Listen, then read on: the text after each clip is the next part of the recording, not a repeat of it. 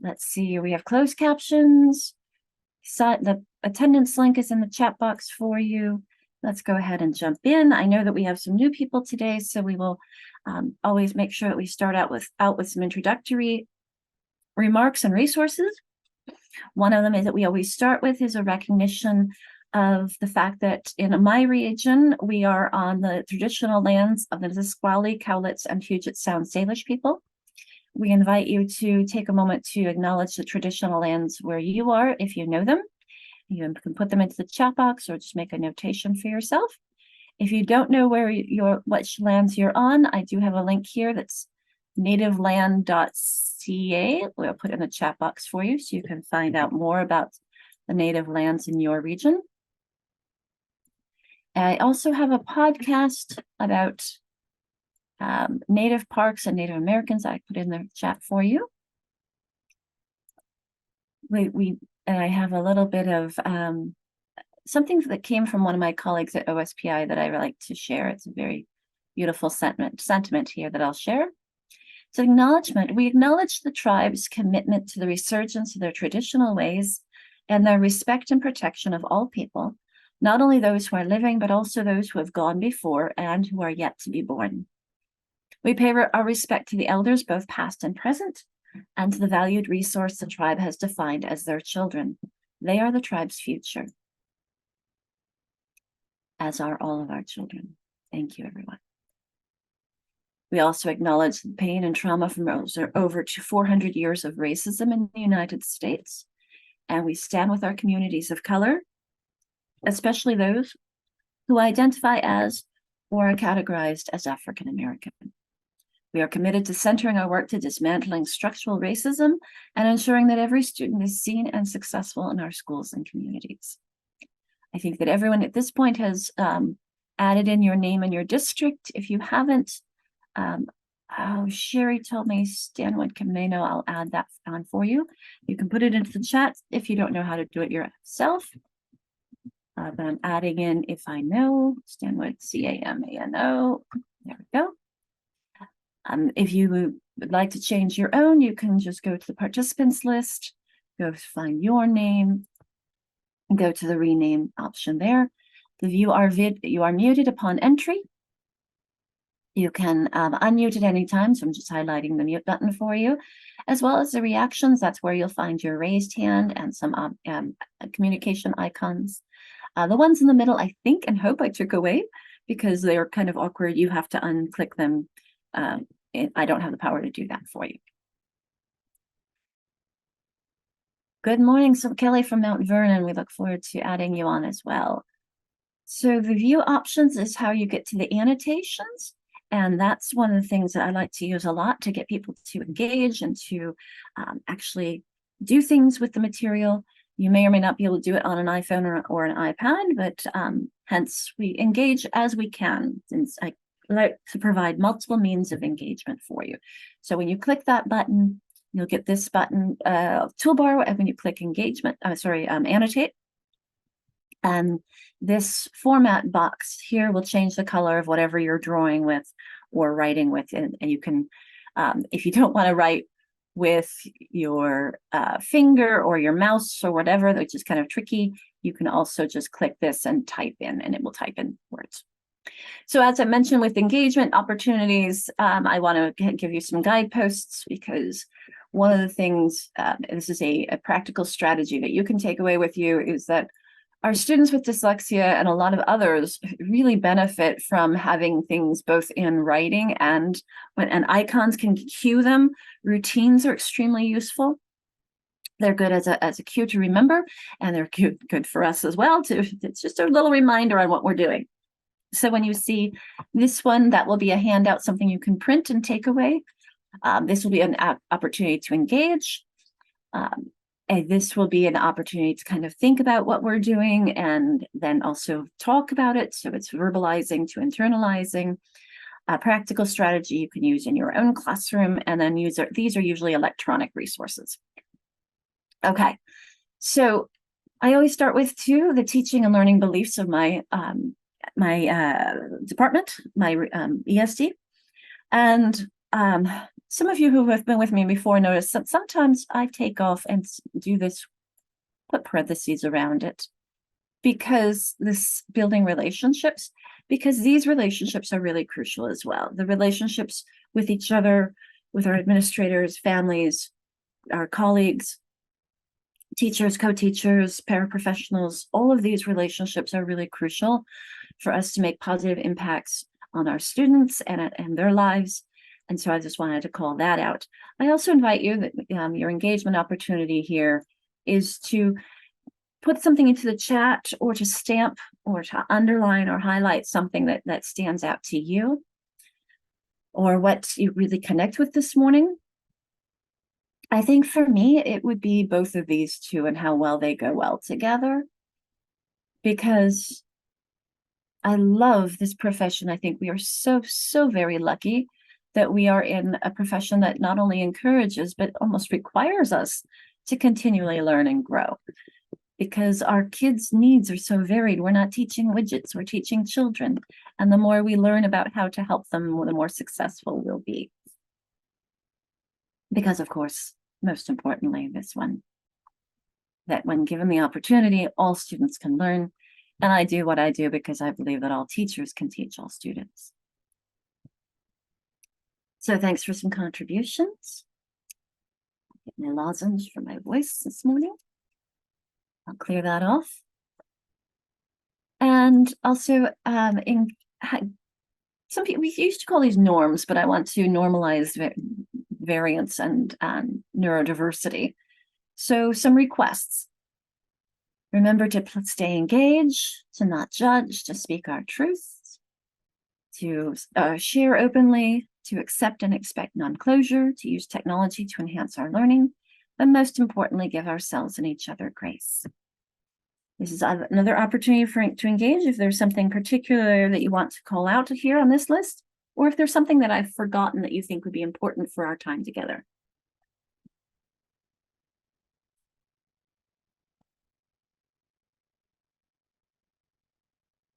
Looks like I did a good job since I'm not seeing any input. We'll go on to the next one. I will spend a little bit of time with introductions since I do have some new people with us. And I will make sure that I put back into the chat box for us our GM board so that you can put your, I've put most everybody on the map already. The second one is a map. The first one, there's a parking lot for things and questions that you have that you want to make sure that we get to. There are some resources. There's a survey of your needs, and there's the attendance link for you. So I'm the one up in the left there. That was the last IDA conference that was held pre-COVID. We have been, I have attended one. I'm not sure if they've held two in person since COVID. And that is a big bunch of people from Washington who are attending the National IDA conference, which is, IDA stands for International Dyslexia Association, but they are only held in the United States. And that was the 70th one that was in Portland, Oregon. I don't think I presented for that one, but I've presented for a few others. And you can see, great team of people. We have a superintendent, we have advocates, we have someone from Hamlin Robinson. I don't know everyone on that list. But what brings me in there and what brings me to this work is that I started my career at a school for kids with dyslexia, very much like Hamlin Robinson in California. Someone said, Lisa, you said you were from San Francisco, right? Mm-hmm. Chartwell is in Monterey. Right. Down there, that's right. I taught, my first 2 years of teaching were Carmel Valley, California. Okay, so you've heard of Chartwell. Yeah. It was a wonderful school for kids with dyslexia. But because some of our kids were district funded, I had to get my special education license. I had a secondary at English when I started there and a master's in TESOL. So then I began my special education, which in California was K-12 and not multi-categorical like here. I did mild, moderate, and went on to get my doctorate in special education, taught elementary, middle, high, and then undergrads and then graduates. So I kind of worked my way up. I think my grandfather would have been very proud because he was a card who used to always say how teachers should move up with the kids because when you get smarter, you should move up in the grades, right? I think no, you just stick where you are because you know better. Know better when we know more, we do better. So that began my journey. Although I am also a parent of a daughter with dyslexia and a son with autism, so I've been on both sides of the IEP table, and now also the 504 table. And I encourage you to put something into the chat to introduce yourself to the group as well, or at least make sure that you add on to the Jamboard to join us. We also have our goals for today and this series. Today and tomorrow are the last two. We've been working on expanding our understanding of explicit and structured literacy instruction and how it applies to teaching emergent readers, and especially those who struggle, particularly with the word reading like dyslexia. We've been working on understanding phonology, orthography. We're going to talk a bit more today. Etymology will come to a lot more today and tomorrow, Wednesday, as well morphology, and then we'll be doing syntax and semantics, possibly a little syntax today, definitely semantics on, and more syntax and semantics on Wednesday. Thank you, Tina. You should let us know what you do in North Shore. And of course, getting strategies for applying this knowledge. Okay, so here's the outline of where we've been. Last time we stopped in the middle of syllables, and because it's hard to translate what's normally 7 2-hour sessions to 4 3.5, it was approximately the first, I think we did kind of the second, and now this will be the third, and then this will be the fourth, as far as we get with that. So you can see that we're doing the best we can to try and stick to this. This is the outline and the order, but the times and do not sit as well into 4 sessions as it does into 7. Thanks, Tina. Oh yes, first grade, so crucial for those young guys, isn't it? All right, so when it comes to syllables, I did ask you on the survey, which I know some of you who are new here haven't done the survey yet. This is understandably not everyone. It is 15 of the 14 of you, which some people who were here last week who aren't here this week. But I think it's really important to bring this up nonetheless to show that we have a very heterogeneous group. Notice we have some people down at the bottom who say, I'm not so comfortable or knowledgeable about this topic. And we have people up in the 8 category, don't have any 9s or 10s. Frankly, I don't blame you. There's a lot to be done here because predictable phoneme-grapheme relationships are pretty easy. It's when they get unpredictable that there's so much to learn. This is where etymology really is my best friend. As I said last time, I love the Etym Online, which I don't even know if Etym Online is in our resources. I can check real quick for us. So the resource I put into the chat for you. And if you've come in after I put all that stuff in, please let me know and I'll repost them. But Etym Online is my favorite site for learning more about why things are spelled that way, E-T-Y-M. Oops, things are going really slowly. There it is. Do I really have it on? I have it twice. That shows how much I like it, right? I do. It's under morphology and it's under sound symbol correspondences. So one of my favorite sites for learning more about why things are spelled the way they are. It has to do with history, doesn't it? I'll highlight that for us if I can remember how to do that. There we go. I'll put it in the chat box as well. All right, so let's just jump in. Last time we were talking about syllables. We had watched a video on syllables, and we started talking about the sound symbol correspondences. Let's just, the types of syllables. So we're going to jump here. So we get jumping. And we talked about our 6 syllable types. And I do have a little link between the A consonant and E. So just for your reference, I have been starting to rename this and thinking about it not so much as a syllable type, but as a split digraph.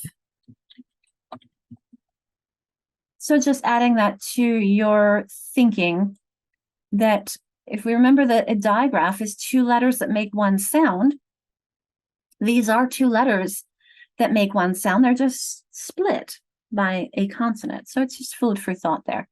The same thing with vowel teams, though this was how I was traditionally taught them and how you'll see it in literature.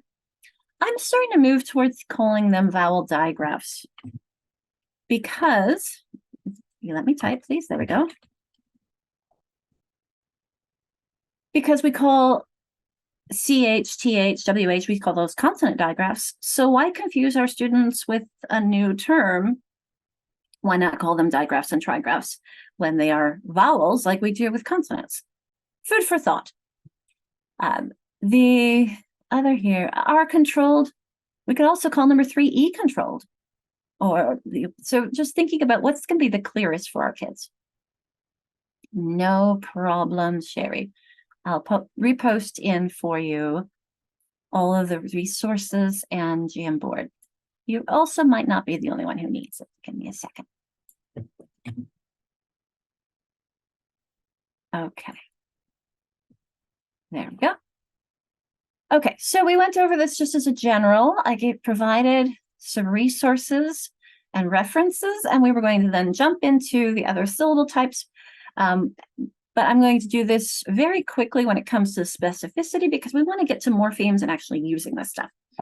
So just brief overview about closed syllable types.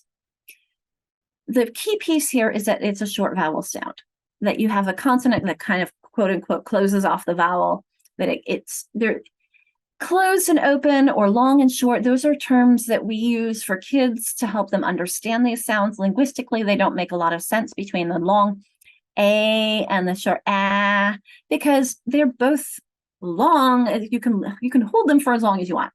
It's not like one is actually shorter in sound than the other. So I should actually put parentheses around the word short as well. It is what we call a short vowel sound. It's the A. You know, here you see the A in apple, A in echo, I in inch, and I.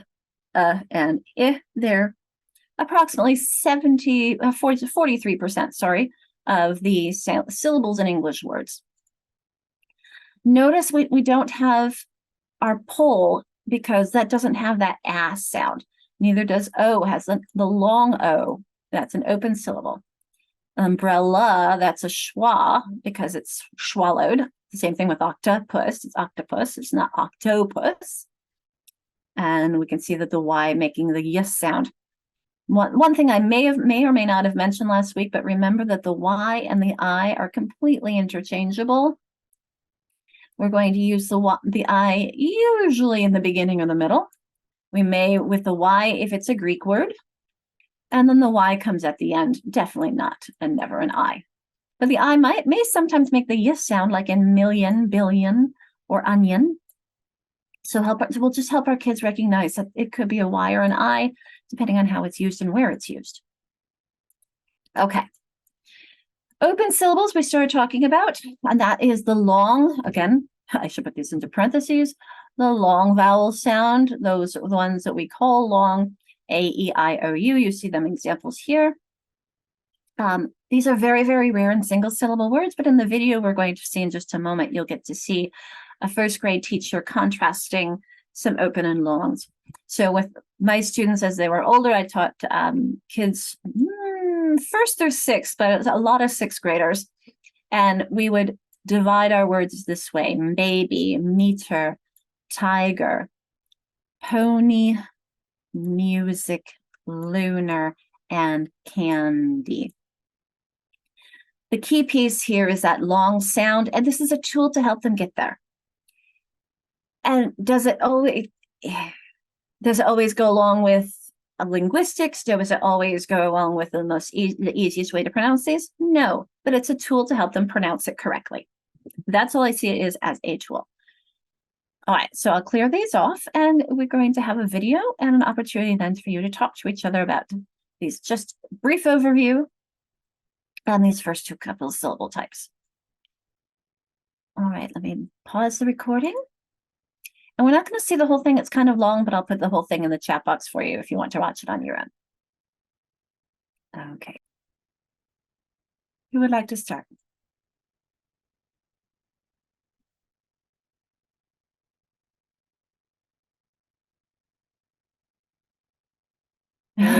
Charlene was in our group number 2, and yeah, and again, we'll sing your praises that your information and delivery of your information, it's a tool that is lost in grad school these days, unfortunately. But again, having a resource like you, it provides us the opportunity to deeper dive into it. Thank you, Tina. I appreciate that. That's my next next frontier, I think you would call it. That I want to get into the higher ed programs and do some training there, because how do we Please. help them Please. realize that we all need professional development? You don't stop just because you've reached higher ed. Trust me, I was there. We all have learning to continue to do. Thank you, Tina. How about someone from the other group?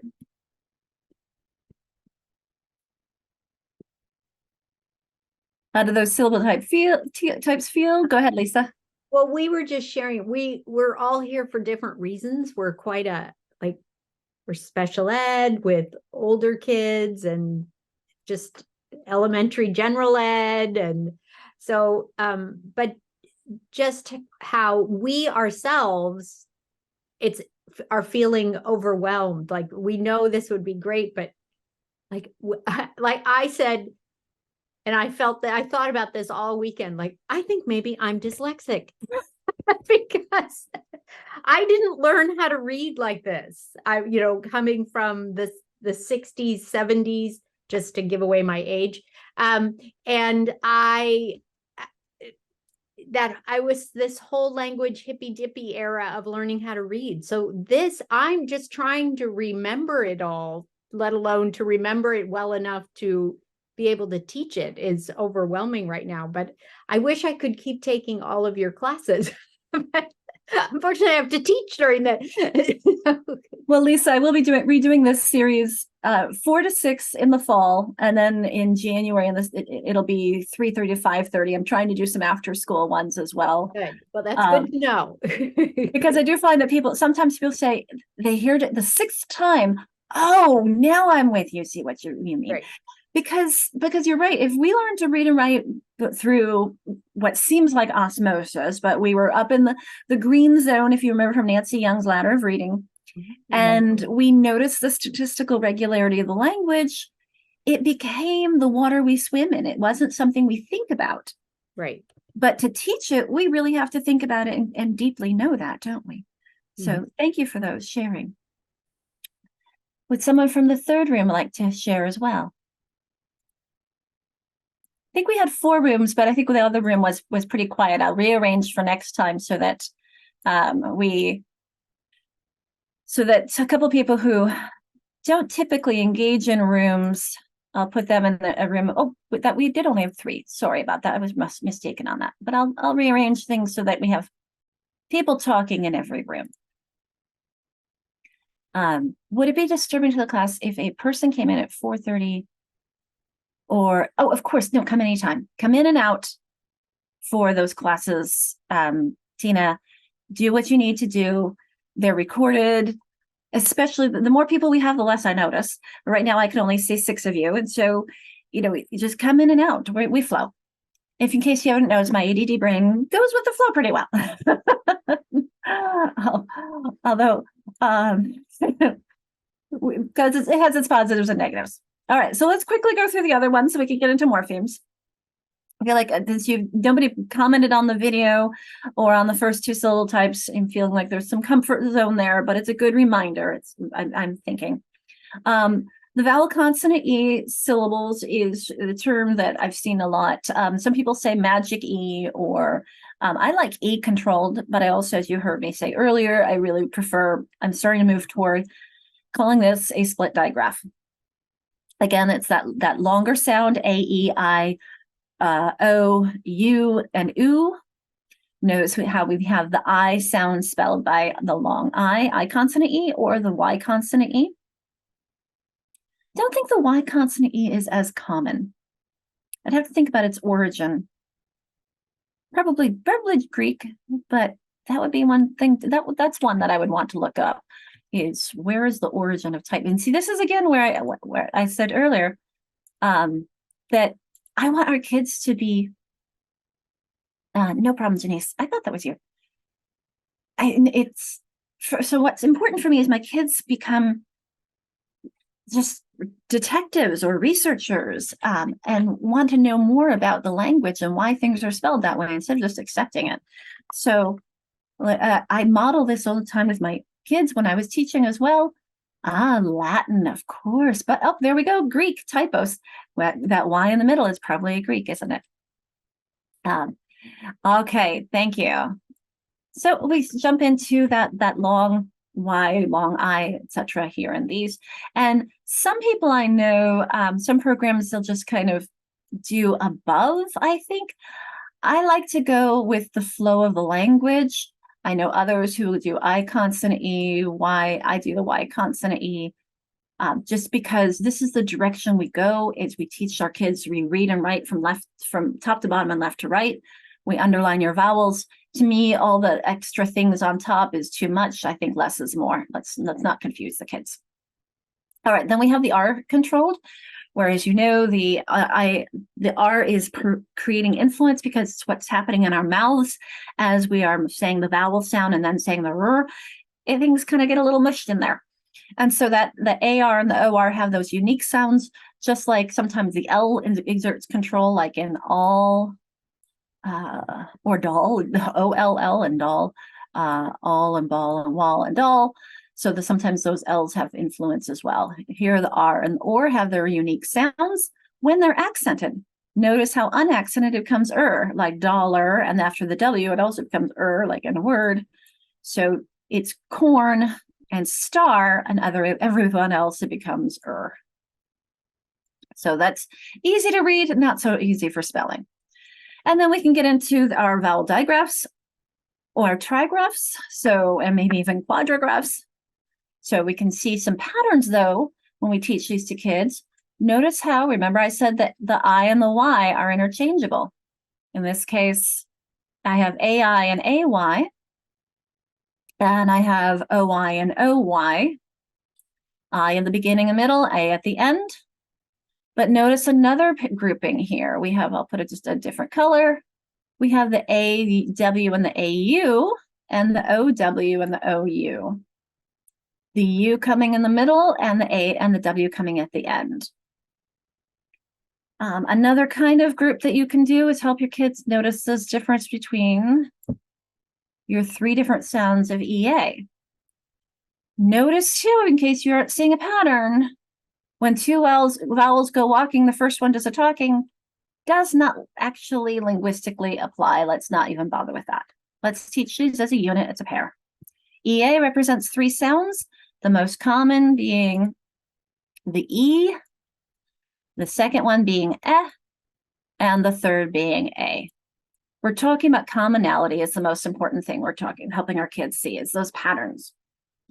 But you notice here, again, EW at the end, like the OW. Here's another EW. I somehow have that twice. I'll have to fix that. We have, remember how U can't be by itself at the end? Somehow we have that Q and true, few and grew. Well, that's why I have it twice, is because it's 2 different sounds. And we have the 2 different U's down there, the ooh and the And we have snow and cow. We have 2 different OW, owl sound, and we have OW and owl, and OW like in snow, and the E and chief, and the O and boat, and A and I, and E and I. Again, remember that the U and the I can't be at the end of a word, so we stick an E after it. We write with as many letters as we need, as few as we can, as many as we have to. Okay. And then we have the consonant LE. Somebody asked me recently why I do a half bracket. I don't know, it was what I was taught to do. I think maybe it identifies it as a little bit different because it's this consonant LE that works together. And for example, let's divide the word syllable. We have underline our vowels, and then if I do the E here, it's kind of weird because I could go sil, and then bleh. It feels weird. I mean, you could do it, or you could do the half bracket around the BLE. I'm going to box my suffix X because my base word is syllable. So these are easy for, again, for reading, not so good for writing because of the so many different similar sounds, like the col. It could be a CLE, or actually we don't, or it could be the KLE, the bull, col, dol, fol, gull, pull, sol. We have two sols. Now notice why I have an asterisk here is because this one's pretty darn rare. It's in the words, I think here I have this listed, hassle, measle, tussle. That's it. And how did I find that out? Is I went to not our friend Edem Online, but the other one, onelook.com. I'll go here, One Look. Again, my other favorite site. This one looks at letter strings, though, not morphemes. So keep that in mind. And I'm going to look up all the SLE. And I want commonness and common words. And whoops, sorted by alpha. Yeah, that's it. How many of those are really real words? Isle. Yeah, those aren't really words. Real. Isle, measle, tease. Those aren't real words. So not very common. However, the STLE, that's going to have a few more, I think. That's, I mean, I think about it, like castle. Look at some of those that just come up already. Bristle, thistle, jostle, epistle, trestle. Let's hit enter and see how many more come up. Yeah, still not very many. But you can see that there are more of the STLE than just the SLE. So when your kids are trying to determine in spelling, is it an STLE or SLE, you're probably going to have the STLE. But tricky for spelling, not so tricky for reading. All right, you see me doing some of the syllable division. I'm going to demonstrate this in a moment. But this is the poster I would put on my wall, even with my high schoolers. Now, with my younger kids, as I'm teaching these, so Tina, first graders, you're probably only going to have a poster that has this top one. Your poster might look like that. Later on, if you get to open syllables, you could have another poster that looks like that. Later on, you want to spend a lot of time with this one before we move on to the next one, because this one is much more common than is this one. This one would, it depends on the types of where the word origin of the language origin of the word and its root that helps you determine where it is. And frankly, that's with your older kids. And then the least common, even though it isn't all that common, you do find it in words like quiet.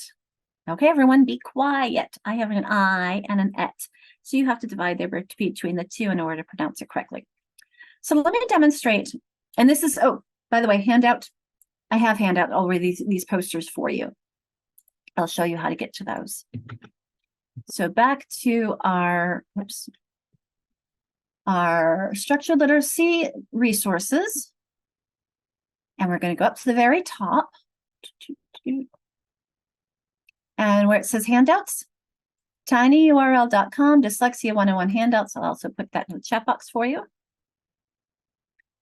Oh, Charlene, love it. I wish I had taken Latin. The Y did not. Thank you. See, look at that. I love it. Always learning something about the Y was pronounced with the German. Like, oh, I love it. It's definitely, that's a good question. I love it. So we're going to follow this to get to that handout. And actually, Charlene, you are stepping into some fantastic territory that I've dabbled a little bit in a while ago. I could probably add so much more to this than the information I know now. Is this etymological layers? Looking at Old English, I kind of broke into the Anglo-Saxon and the French because French invaded England in 1100 and stayed for 200 years. And so much of our language comes from French. When you look at those tricky parts, let me make it a little bigger for you.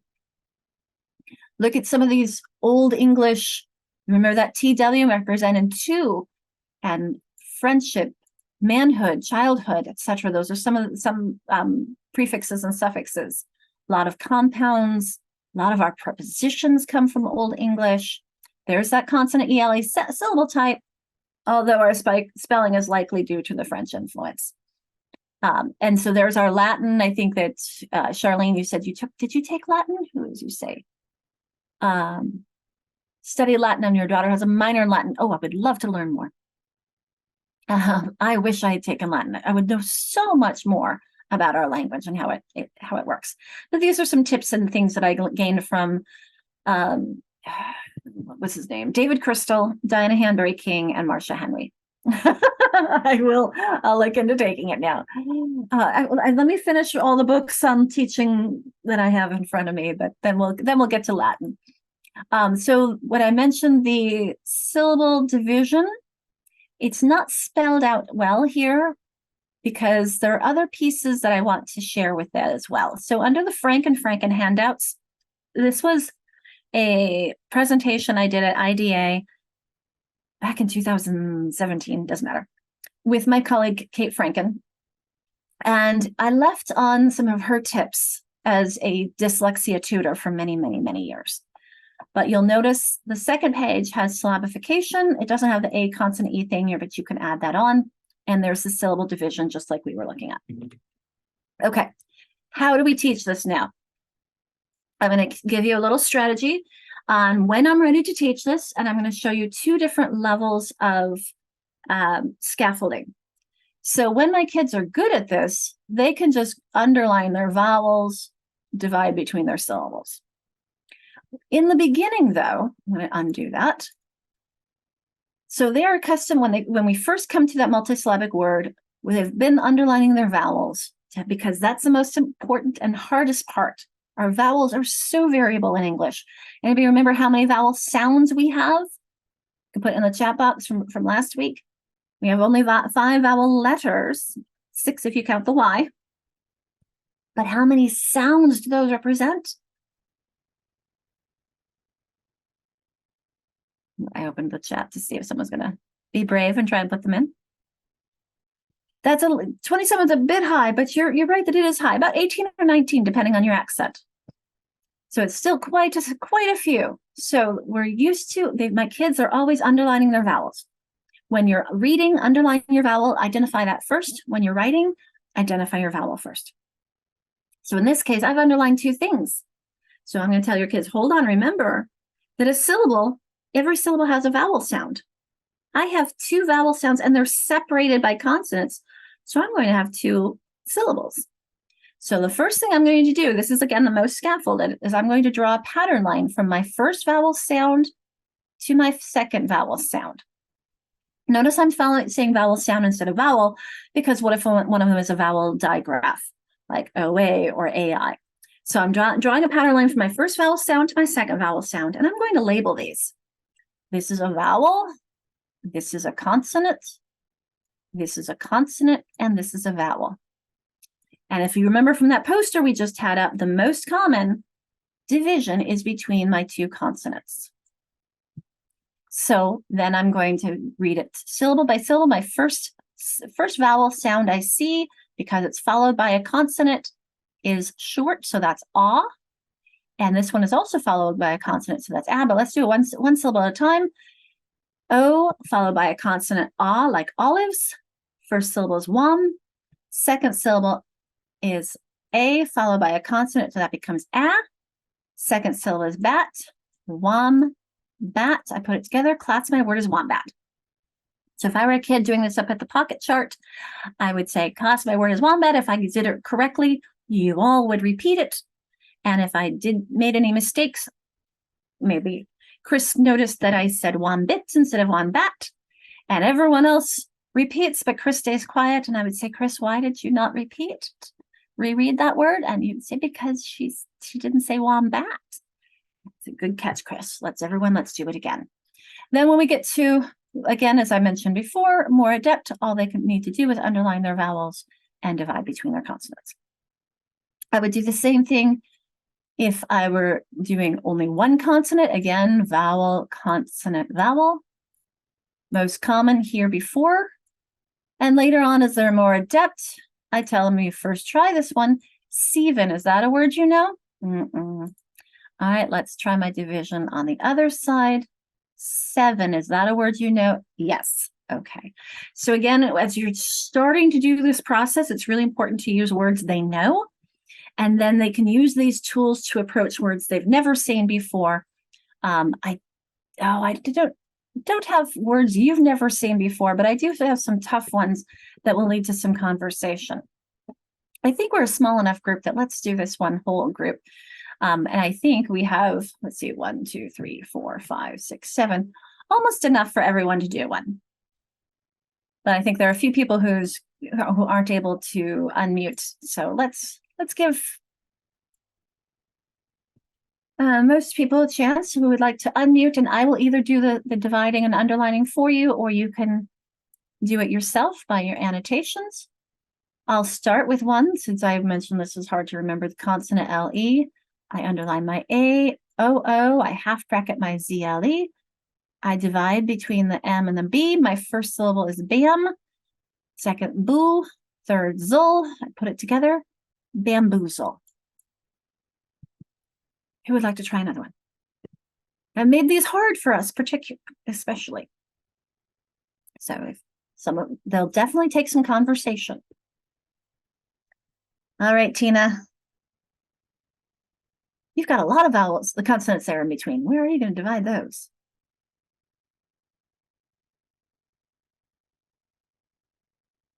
She's going to draw her pattern line.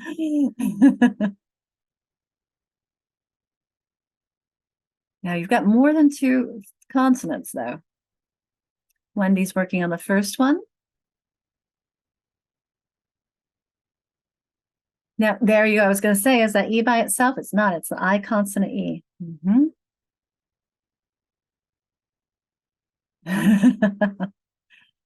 Excellent. Oh, Wendy, one tip with the E, the first here, instead of just doing the E, I would do the ER because of the R control influence. That's exactly where I would do that, Tina. Later on, if you've taught the suffix en, you could just do strength as a base word plus suffix en, or you could do it your way, depending on whether or not you've taught en as a suffix. Awesome. Now I love how interesting that we've only underlined the U and smudge, and some programs will teach that you can cross off that silent E. Some I would teach that this is just a trigraph, DGE, so you don't need to underline or do anything to it. DGE is a trigraph that represents smudge, 1 syllable. Good job, whoever chose that one. Lisa's got a fun one. Nin, come, and poop. Excellent job, Wendy. Notice how Wendy, did you underline the I and the A or just the A?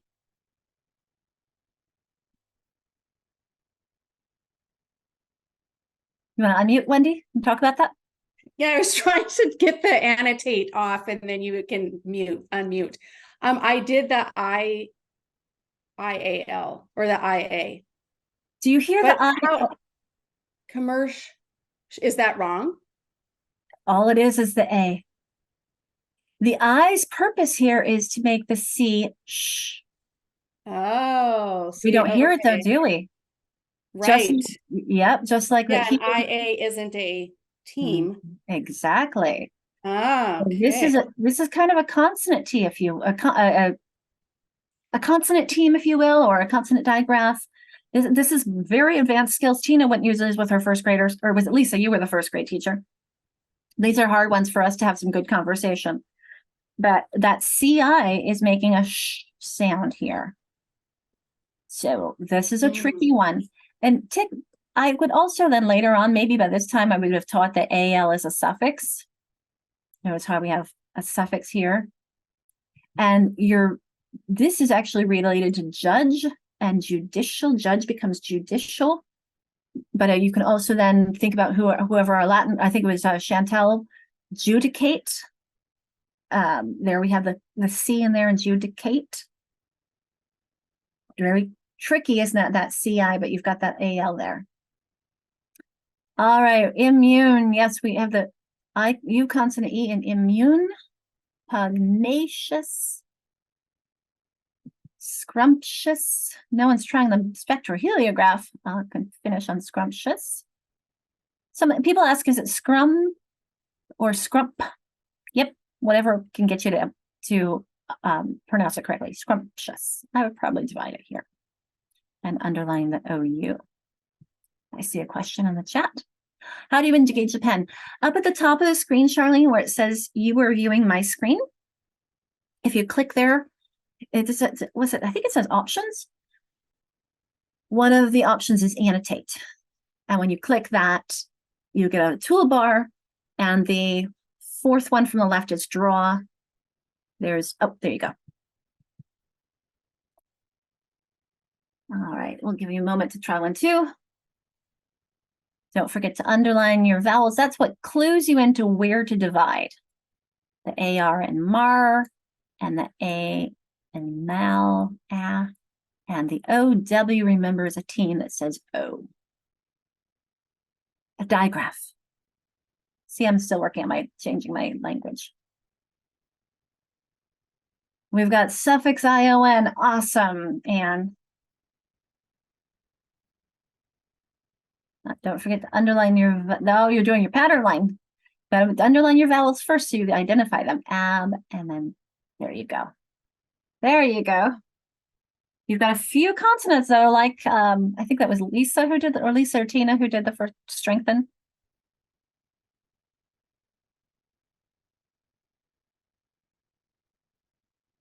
We're almost done. Great teamwork. All right, Charlene's trying that one. Spectro, he.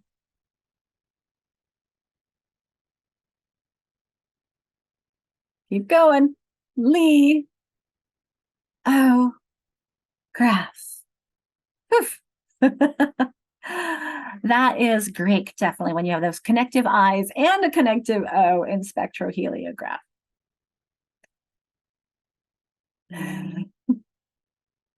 Now remember, I would only do these early on, and I would pull them away as quickly as possible, just as a scaffold for kids in the beginning as they understand that.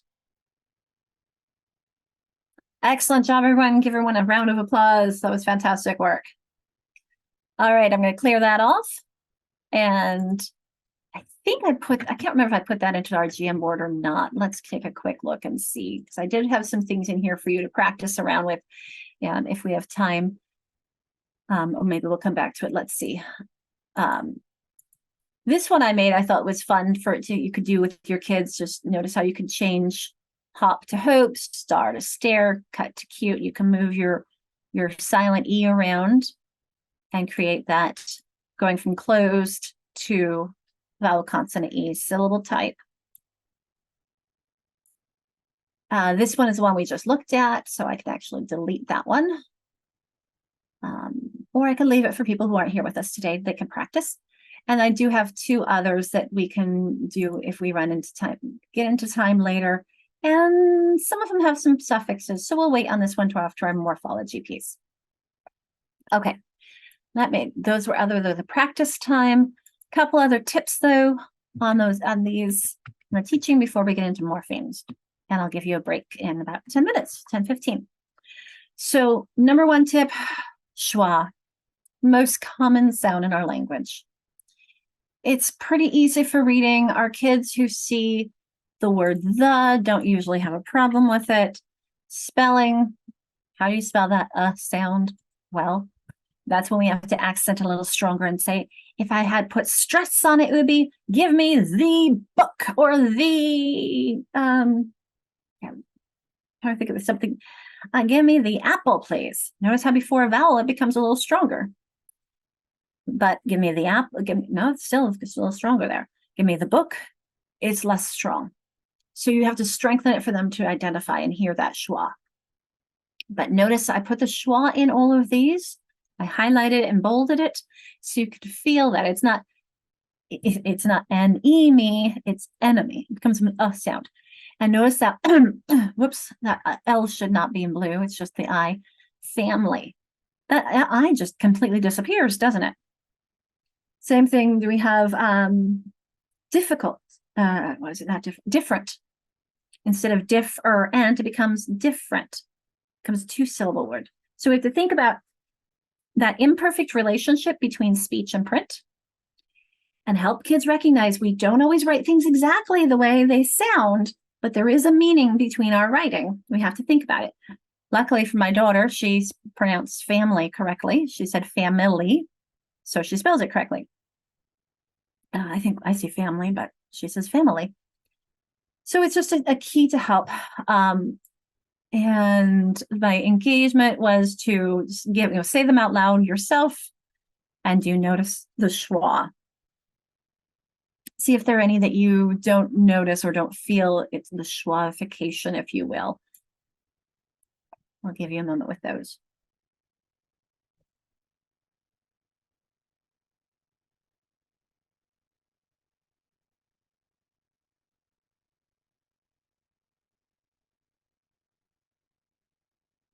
And notice relationships as much as you can.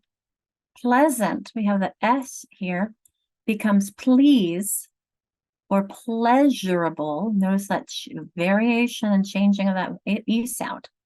Here, president, becomes long and preside. If I didn't have here, this were gone, preside, president. Did I hear someone unmuting and commenting? I was just going to ask you about president because the I, but you just explained it. This is the vowels shift depending on our accent and where things are. That's a great example of that. But so do the consonants. Think about the silent G and sign becoming sounded in signal and signify, or signature. You lose it with resign or assign, but it's back in resignation. How is a short U different? Yeah, Diane, that's a really good question. And linguists don't necessarily agree. So Diane asks about the short U. Is it like in son, about? Yeah, it kind of is. Linguists are very conflicted about the difference between schwa and short U. And I think that for your kids, it may sound the same. For me, it really does. So this is where we have to help our kids recognize that, yeah, I hear the like in son and in about. I think where I could stress the difference between schwa and the short U is that the schwa is usually unstressed, and therefore it's a quick. You can kind of swallow it. About. Go ahead, Jody. Do you teach Scrabble O? Because I get confused between Scrabble O and schwa sometimes. So I didn't get to it much last week. We didn't get to Scrabble O, but that's an important one to bring up. Again, it's that imperfect relationship between speech and print. And I'm trying to think of some other examples of the Scrabble O. And this has to do with when our language was first written by hand. It was hard to tell between when you had the the U before the sound, before some of those consonants. So they made it into an O. And so that's why we have the sum with an and mother with an that we used to be spelled differently with an but it was easier to read if we made it into an O. So is freedom a Scrabble O or is it a schwa? That would be a schwa. Okay. Because I'd say, well, that's a good question. Let me think about that. You know, it is a schwa sound, but the Scrabble O could explain it. Or it could be explained by the fact that it's not accented. Either way, Dodie. As long as we can help our kids recognize that it's not freedom. So it's the like in olives, it's freedom. It's freedom. Right. It's easier to say. Okay. Mm-hmm. The Scrabble O explanation I find useful when the kids say, I don't understand why is that an O when it sounds like an Parrot, tell me more when you say what many would spell it with an E. P-A-R-R-E-T, parrot? That what you mean? Yes. Instead of saying parrot, I mean, I'm parrot. I mean, they say I want to spell it with an E. And I have a lot of problems with my last name because of that being misspelled. My last name is Perret, P-E-R-R-E-T. And so I can't tell you how many times people say parrot. And I'm like, no, that's not how you spell it. The accent's on the second syllable, yes. Well, it also makes me, your example makes me think of when my kids struggled with things that ended with E-N. And then, like, for example, the politician Ross Perot, it's P-E-R-O-T. Yes. So they want to leave that T off and just say, without, spell it without, if they hear it, they want to leave off the T. So the EN would be like golden or sharpen, and the ET like planet. Notice how it sounds like IT and IN. So my kids for a long time struggled because they were writing them how they sound. Planet, darken, golden. And I had to help them say, nope, those aren't I's, those are E's. So like here, that's a great illustration of that difficulty, isn't it? Again, that imperfect relationship between speech and print. We don't write things exactly how we say them. That ET and planet, I'd be curious where that comes from. See, look like me, always being curious. I'm gonna write that down. I'll look it up later. But where does that ET come from in planet? And what are some other examples of the ET that where people, it sounds like it, but it's et. And so again, that imperfect relationship between speech and print. Okay, some teaching tips on these. When you are going from print to speech, the reading piece, like we did, remember isolating your prefixes and suffixes. We'll be talking about those a lot more shortly when we get into morphemes. Boxing your prefixes and suffixes, underlining your vowels, and your letter combinations is for some of your younger kids. So Lisa, you're first grade, right? Some of the little kids were underlining your digraphs or your trigraphs. So depending on whether, and some people would underline ION because that's a letter combination. And of course, just like we illustrated, reading your vowel sounds first and then going sound by sound per syllable, and then putting the whole thing together. When you're going from speech to print, vocalize the word. If your word is wombat, wombat, wombat. We have 2 syllables. What was the first syllable? Wom. What's the vowel sound? Ah. Okay, how do I spell it with an O? Second syllable, I'm sorry, then I go wom, and then second syllable is bat, vowel sound ah, made by an A. And of course, I'm writing those, you write the A first, and then I can write the rest of it at, and write the A first. So that then you're putting it together, and then you're decoding it to make sure that you wrote it correctly. Always, when you're doing speech to print, you are reinforcing the print to speech. It is not always the other way around. So a couple things have come into chat. Oh, thank you, Charlene. The French diminutive of like a planet. Oh, yes, you're totally right. It used to be pronounced like the French version is A. Yes. Oh, Lisa, you're 4th grade. It's Tina who's 1st grade. Thanks, Lisa. Okay. All right. So a couple other things and reminders on these is some visual prompts. Remember when we had the cards last time? And the cards can help support our individual letters as well as our combinations and where's my vowel consonant E?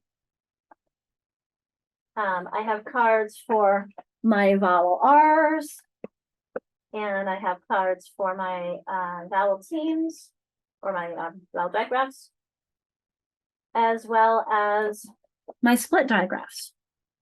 So you can have these practice with your cards as well. I, and E, and A. Notice when I'm doing a visual drill, I'm going from back to front because I can see through the card. If I was going to do an auditory drill, I'm going to go the other way.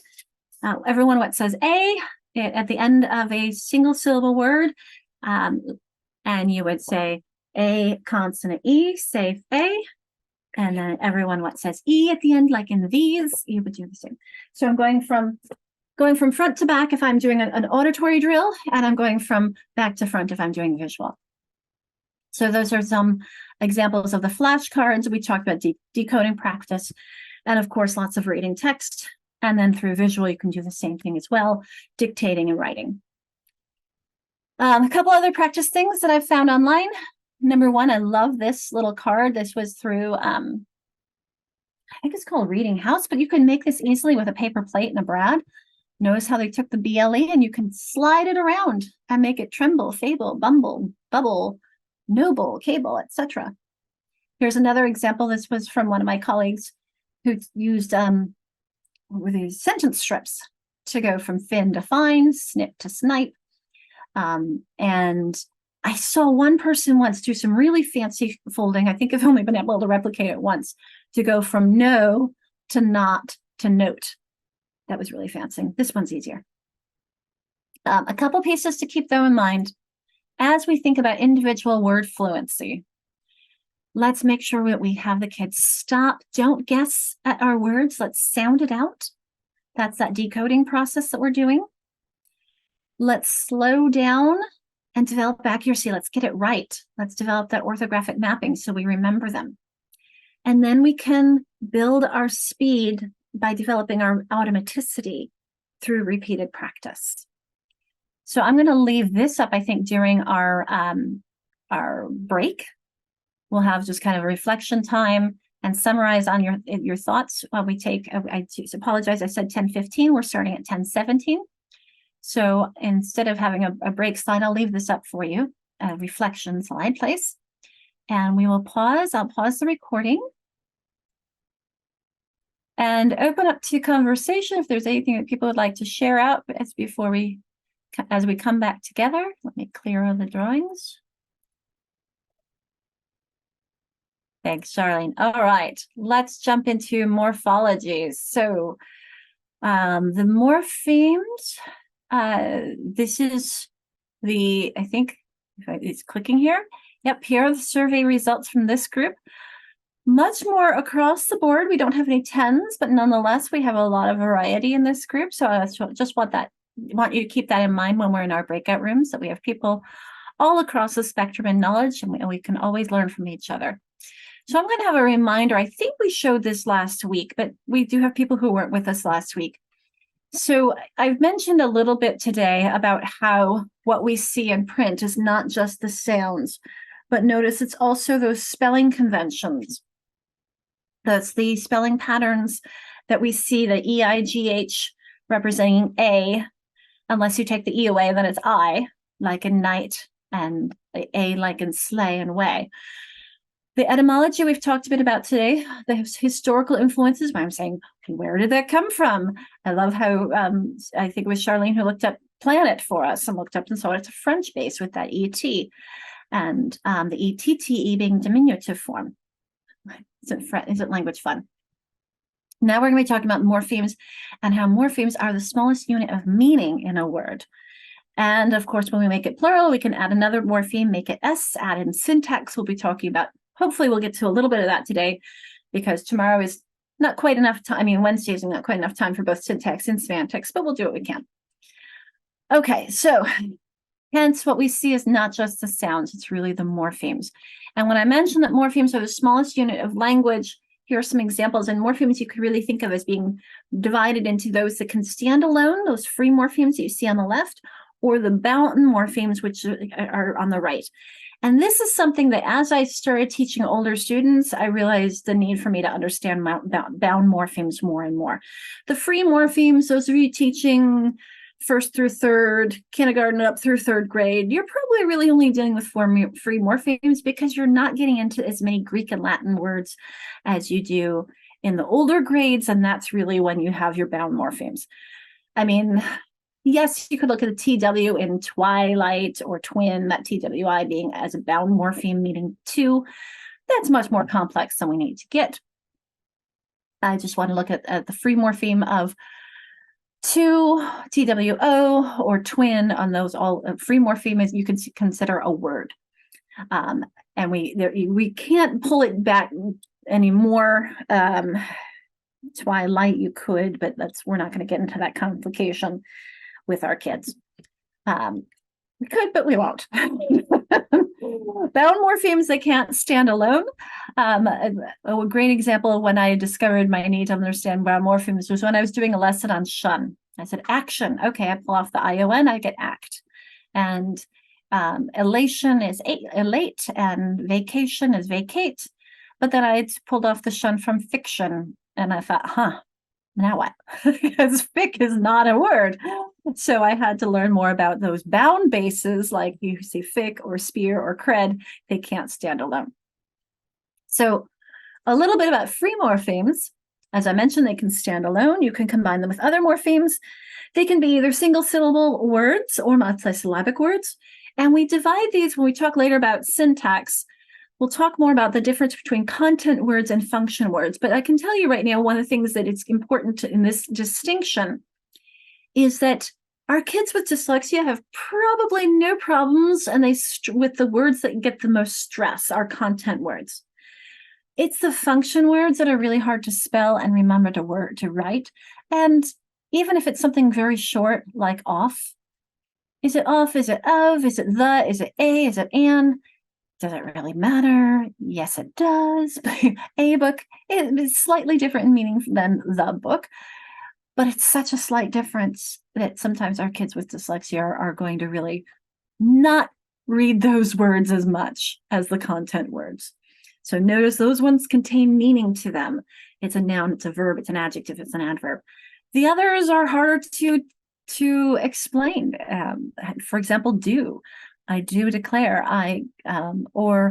Helping verbs like I had, go on. How do you explain that? Because it's not to have like to actually own something, but it's helping that, it's putting it into the past tense. So those are harder to explain when it comes to grammar, but they hold our sentences together. Okay, Tina, you can take a screenshot if you want, if I'm going too quickly on all the writing. Okay, so one other piece between content words and function words is, remember when I said that actually I put this up and then I'll come back to this. Whoops, this one. Remember I said that we write words with as few letters as we can, as many as we need to? Well, here's an example of us needing to add on additional letters, is when we have those homophones. Because remember, it's not just sounds what we're looking at, it's meaning as well. That's where the semantics comes in. So look at the difference between that top list, those are our function words, and the bottom two. I could actually also add in the word TWO here. I should have not in red, but oh well.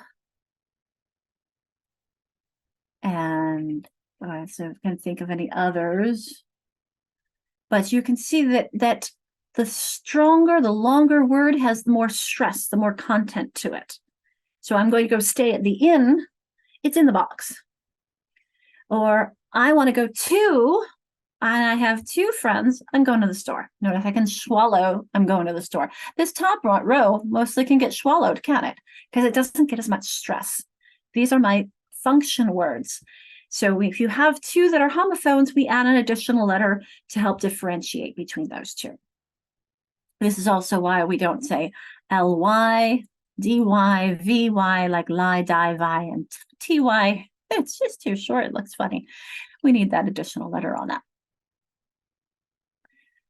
Charlene, tell me what you mean by, oh, yes. Thank you for that example. I should add that too as well. FOUR here.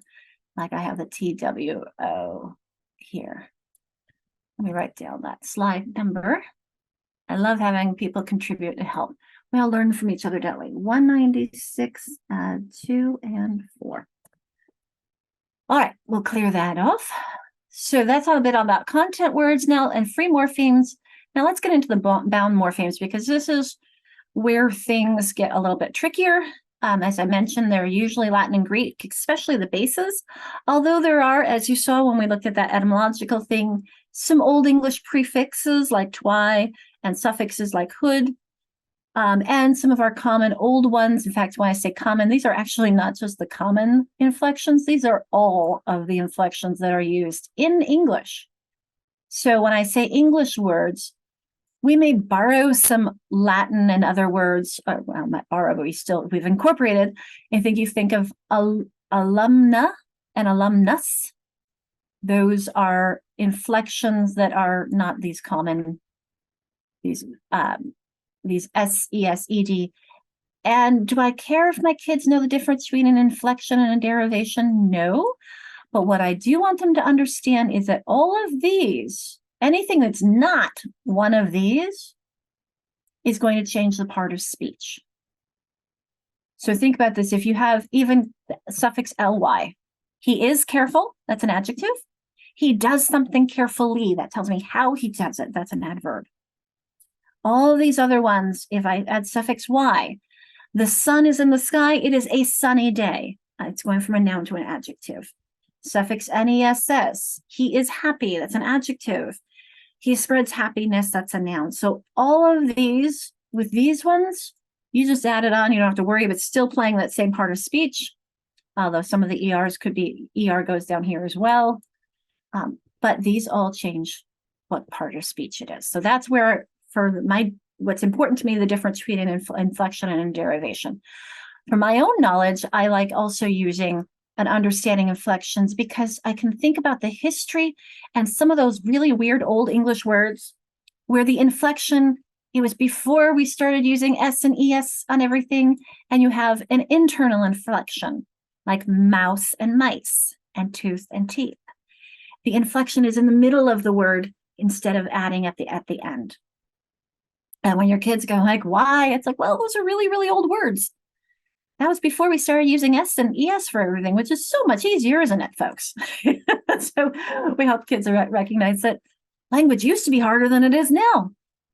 If you think you have it hard now, who can you imagine when we had tooth and teeth and mouse and mice and mouse, mice, tooth, teeth, goose, geese, you get the idea.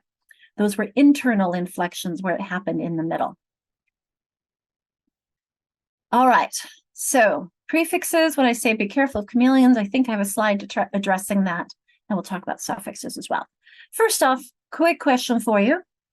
See if you can come up with any of, in the chat box, our 10 most common prefixes that we use. Let's see what comes in.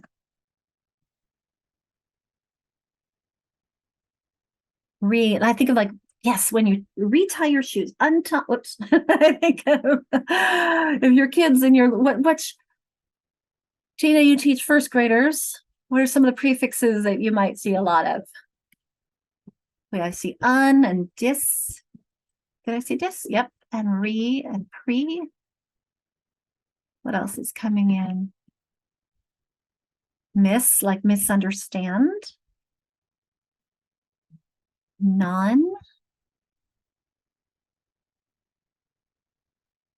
Yes. All right. Let me pull them up. We'll see how we did. There's that un is the most common. Re, the second. And then some version of not. That's a chameleon prefix. We'll give you some more examples in a moment. Con, con should be. The con is actually a variant of co. We'll see that in a moment. X, yes. I think that's over in here. Not as common.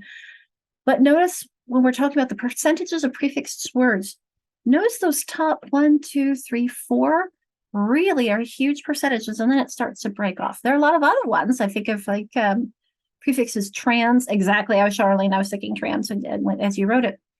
There's another one that we might use a lot, but it may not have a lot of words that use those. Any surprises here? We had miss. Let's look into those chameleons. Notice how number 3, we have an example of chameleons.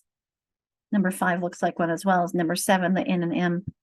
So when I'm saying chameleons, notice those different, it means the same, but it's spelled differently before certain letters.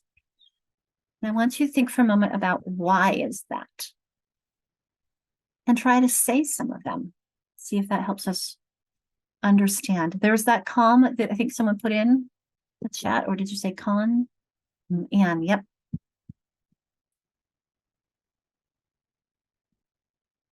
Like to connect would be another example of that one. Why is this changing in those different examples?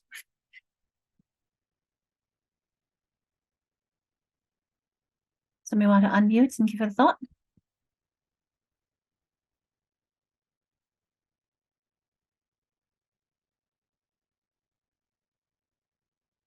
Is the first one have to do with the first letter of the word? So they doubled the I followed by a doubled first letter? So it's, well, your prefix is typically in, but notice it changes to an L before an L, changes to an R before an R. So responsible is your base word. Legal is your base word. Weit is a bound root here. Mature, balance, part. But you're right, it has to do with my pronunciation and how I say that, because illegal is hard to say. Illegal is just easier for us, isn't it? Same thing with instead of irresponsible, irresponsible. Immature, it's immature. And notice that remember last time when we talked about how the sounds are made? That the and b are made the same way, the same thing as the p.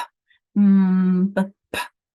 So it's easier for our mouths than the and then to slide it to the Same thing here. We have con and con before concept, collude before an L, R's together, the M commit before the M here.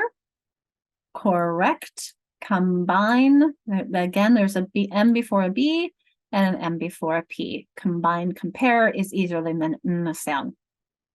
Here we've got the sub, interact, suck, sex, that becomes between a C, suff, again becoming under, and suggest having to do with under, and support having to do with under. It's fascinating to see these connections. And again, address, account, these are all prefixes having to do with toward. Now, do I usually use these with my kids? Not when I'm developing their reading and spelling skills, but I do with their vocabulary development, so I can help them see the connections in meaning in all of these. And again, I would use my Etymol Online to help them see all of these connections.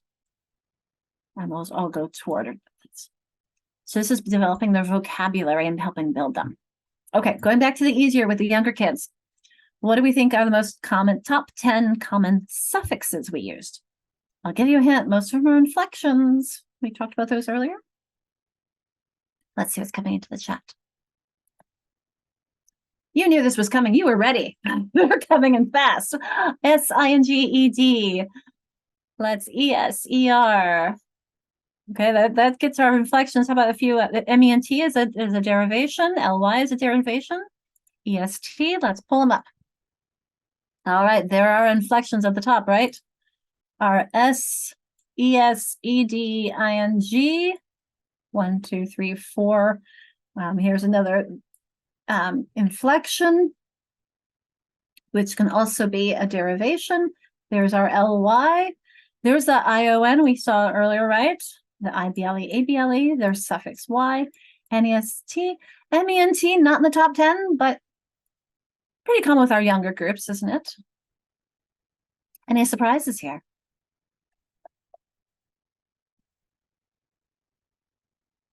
And again, if you just teach the top 10 prefixes and suffixes, you're going to go such a big bang for your buck with your kids.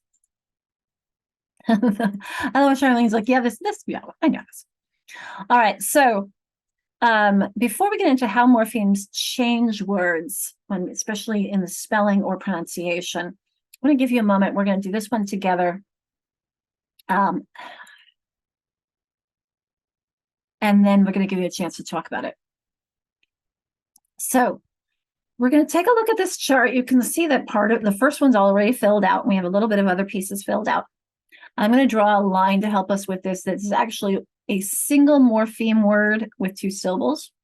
This is a single morpheme word with 4 syllables. So the question for this is, how many morphemes, how many syllables? Try and write that. So how many morphemes, how many syllables? I'll draw a line here with this. You don't have to worry about these 2 columns if you don't want to. If you feel like that's where I can have success, I will definitely do those. That's up to you. So I'll pause for a moment. Phonemes can be kind of hard, particularly notice how we have 4 or 5 for that first one. This came from Louisa Moats as one of her examples. I think this is useful for us to realize, again, the imperfect relationship between speech and print. Some people pronounce this often, often. Other pronounce it often, often. So that's the 4 or the 5. So I will clear that off. Give you a moment. Let's see if you can add in how many phonemes or how many morphemes in the ones that don't have those yet. You could put it into the chat box or write it on the screen. Or unmute and I'll type it for you. G, I, V, Z. One syllable I'd agree with. But don't you see a suffix there, whoever did that one? Tina's saying, yes, I see a suffix. So let's change this to 2 morphemes, shall we? Because I give, you give, he gives. So it's a suffix there. Peckish, 2 syllables. How many morphemes, Kelly? Peckish. I have a suffix there, don't I? Boyish, girlish. 2 morphemes too, just like gives. That's a trickier one because you may not think of the base word peck,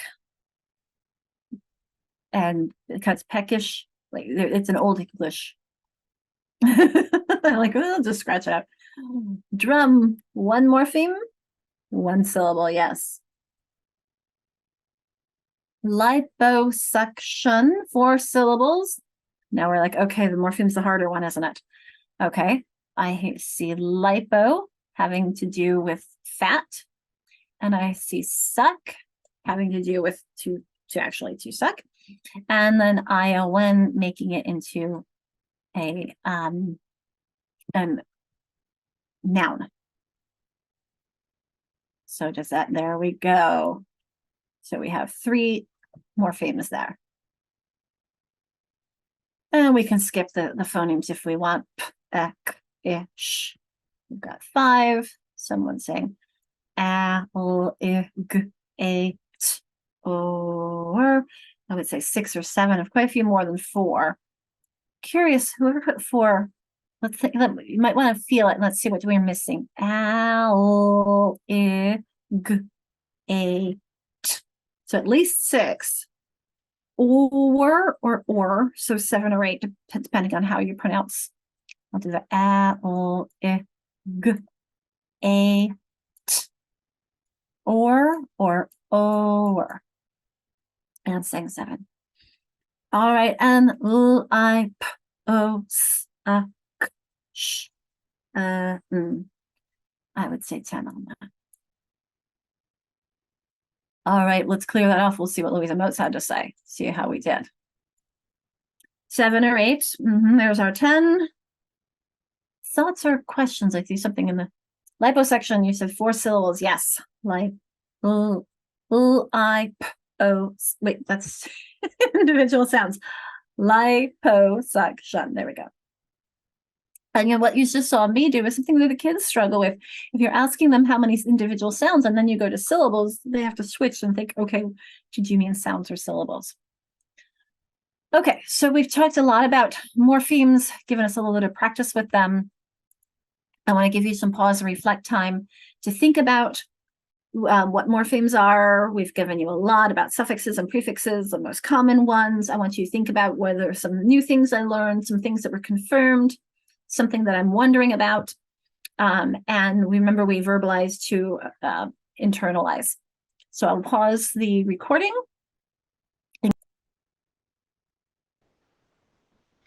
I am with North Central Co-op.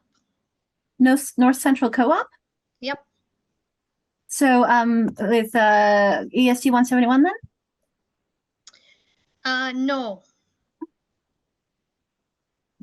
Where is North Central Co-op then? In South Dakota. Oh, well, welcome. Thank you for joining us. I appreciate that. I'll put ST for South Dakota. Oh, ST. Thank you for joining. Would you like to share for your room or pass it on to someone else? Yeah, I could share a little bit, but the discussion was really the challenge with, we didn't talk a lot about morphine specifically, but the challenge of multi-language learners. Yes. And sorting that out, and when is a referral for possibly SPED or other services beyond literacy most appropriate, and kind of the kids getting lost in that shuffle as we try to make the best decisions. Appreciate that. Diane, were you with us last week when someone shared the link on biliteracy? I was not. I will pull that up because that's been a new fun thing for me to explore. I did add it to our structured literacy section here. I do have a section for multilingual learners. Not as big as I haven't put all my resources here, but there are a couple things. And here's that bilinguistics, those bilingual speech language pathology resources. Copy URL. I'll put that in the chat box. But there was also an article on the simple view of reading in Spanish, and I do have more that I haven't added all here. But if other people have things, please put them in as well. Thank you, Diane, for sharing on that. Someone from another room?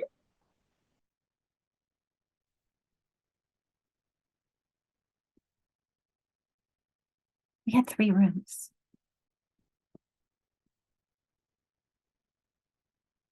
Any other thoughts or wonderings or confirmations? Go The moral of our little reflection is you don't know what you don't know until you don't know. And then we went on and elaborated with that in our strengths and weaknesses. And yeah. I appreciate that, Tina. The more we know, the more we don't know, and it's constantly learning.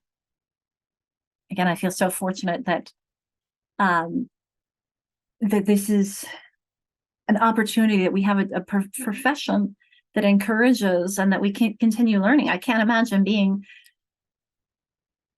it would not fit me not to denigrate some of those jobs where you don't continually learn.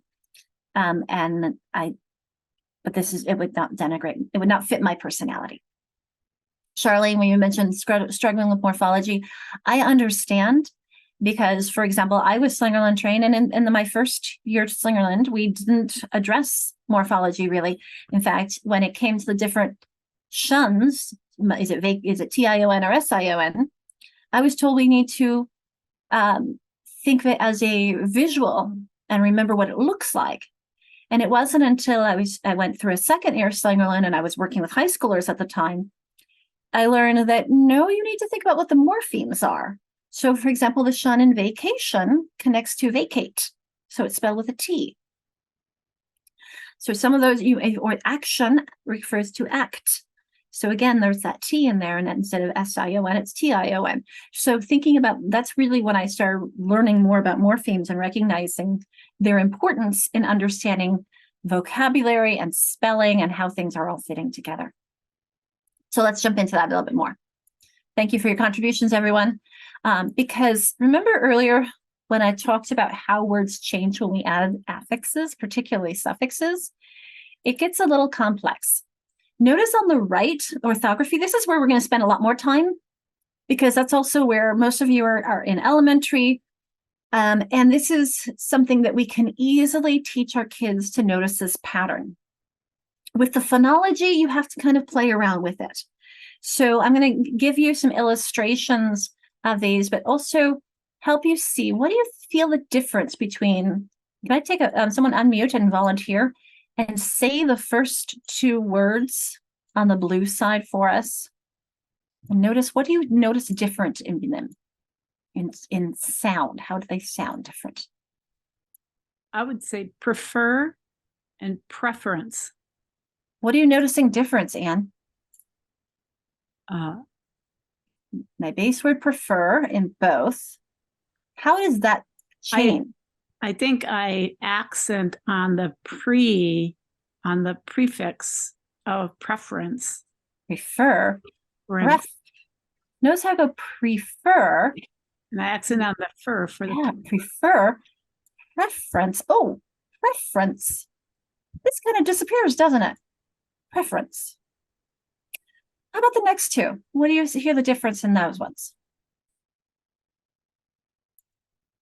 Switch. I would say sane and sanctity. Sane and sanctity. Sanity. No, so what's different? You're noticing a sane, a long A here, aren't you, Tina? I heard what you had, and then here, sanity. You hear a short A, don't you? Sanity, because I've added that sane, I dropped my E. So this one, actually, I did two things. I dropped my E, which we're going to talk about over here, and I added my ITY. So it's changed the sound as well as the spelling. How about the next one? What changes there? Electric and electricity. What changes? So I have are you Sherry or Cherry? I think I might have one of Sherry. Sherry. So Tacoma, let me make a note of that so that I can keep you two straight and say it correctly. So electric and electricity. Yeah. Yeah. Electric, electricity. Yeah. I'm not sure it's the Not as much of a change, right? Well, what do you notice here? Yeah, a soft C versus a hard C. There you go. That's what's changed there. Is it went from a hard to a soft. That's our change. Yeah, I was looking at the vowels, and yeah. Sometimes it's the vowel that changes. Sometimes it's the consonant. I think this is a real crucial one to look at. If you think of, I have a whole slide next. Let me clear all this off for a second for us. Look at all of these. Did what you just said, Cherry, is you went from a hard C, picnic, to picnicking. We added a K. Otherwise, it would be picnicing, wouldn't it? Yeah. And coalescing and panicing. So if we want that to stay hard, we better stick a K in there, because remember the C-E-C-I-C-Y would make that a S instead of a K in all of these. Nice. Okay, clear that off. I'll go back to that one. Last one now at the bottom. How would we say those two and what's changing?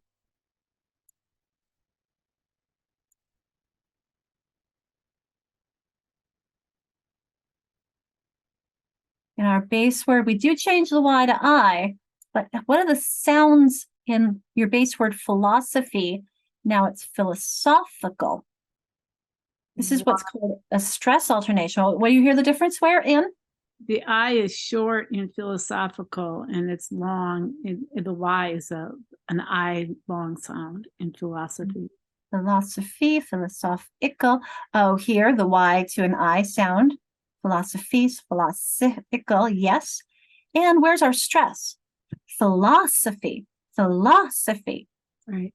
Philosophical.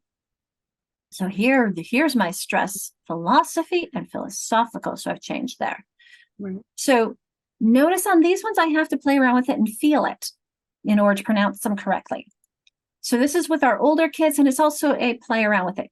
This on the orthography, we're going to spend a little bit more time on, because this is something I can help my kids recognize the pattern. So notice, I'm going to switch to red because this is orthography. I doubled the N, I dropped the E, and I changed the Y to I. Now, as we teach these, I want to be very, very clear on language, because I taught elementary kids and then I taught middle and high. And trust me, I've seen a lot of kids who had too much verbiage make mistakes. So I'm trying to get things pared down to as little, as clear as possible, consistent and clear. We either double a final consonant, we drop a silent E, or we change a Y to I. I've known many students who learned, I drop the Y and add an I, and frankly, they will forget a step. So I tell them, no, we never drop Ys. We change them. We drop E's, we double final consonants, we change Y's to I's. And when I do this symbol, it's because I have cards, I think they're behind me. Nope, maybe they're right here. Where when I put these on the pocket chart, I actually have a Y card with an I on the other side. So I can build my word with a Y. Do I still have my background up, or did I take it off? It's off. I hope. Notice how you can see the, can you see the Y, Anne? Yes. Okay. So it has a Y on one side and it has an I on the other. So they actually change the Y to I, and they really like doing that. Okay, let's get into how to do this. Okay, one other thing that I didn't add when we were looking at this one is the F to V. Remember how those used to be interchangeable? So the thief, thieves, wolf, wolves, knife, knives, and shelf, shelves. Okay, let me clear that off. And before we get into spending a lot of time with the reds, let's talk about whether these are changing in sound or spelling or both. This is a tricky one, so let's do this together. So let's underline it in red if it changes just in spelling. Let's underline it in blue if it just changes in sound. I'll put S-O-U. And let's underline it in purple if it's both. So let's start with the top one. Your base word is wide. When I'm adding the suffix, am I changing sound, spelling, or both? And you can use your annotations too as we do this together. What changed? You want me to do this one? Notice how I had I consonant E for wide. Charlene's got it. I've dropped the E and I go from a long I to a short I. So that one we'll do in purple. How about the next one?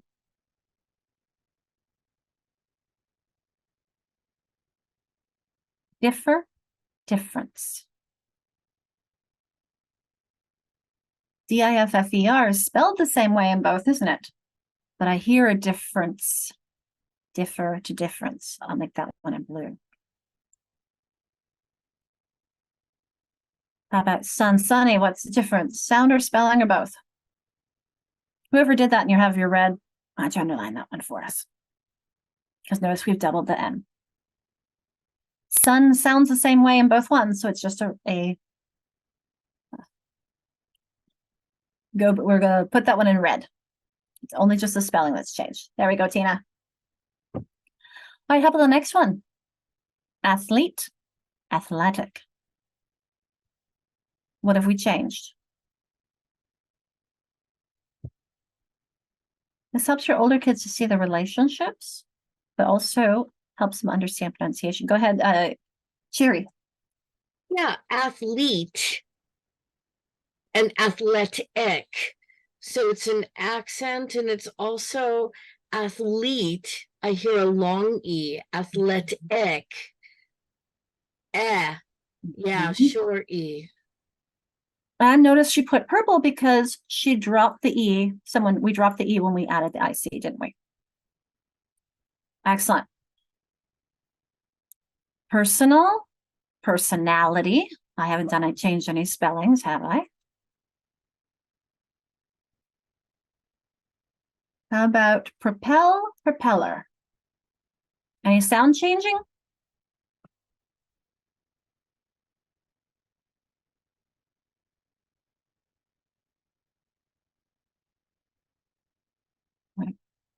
Just sound. Propel, propeller. No spelling though, huh?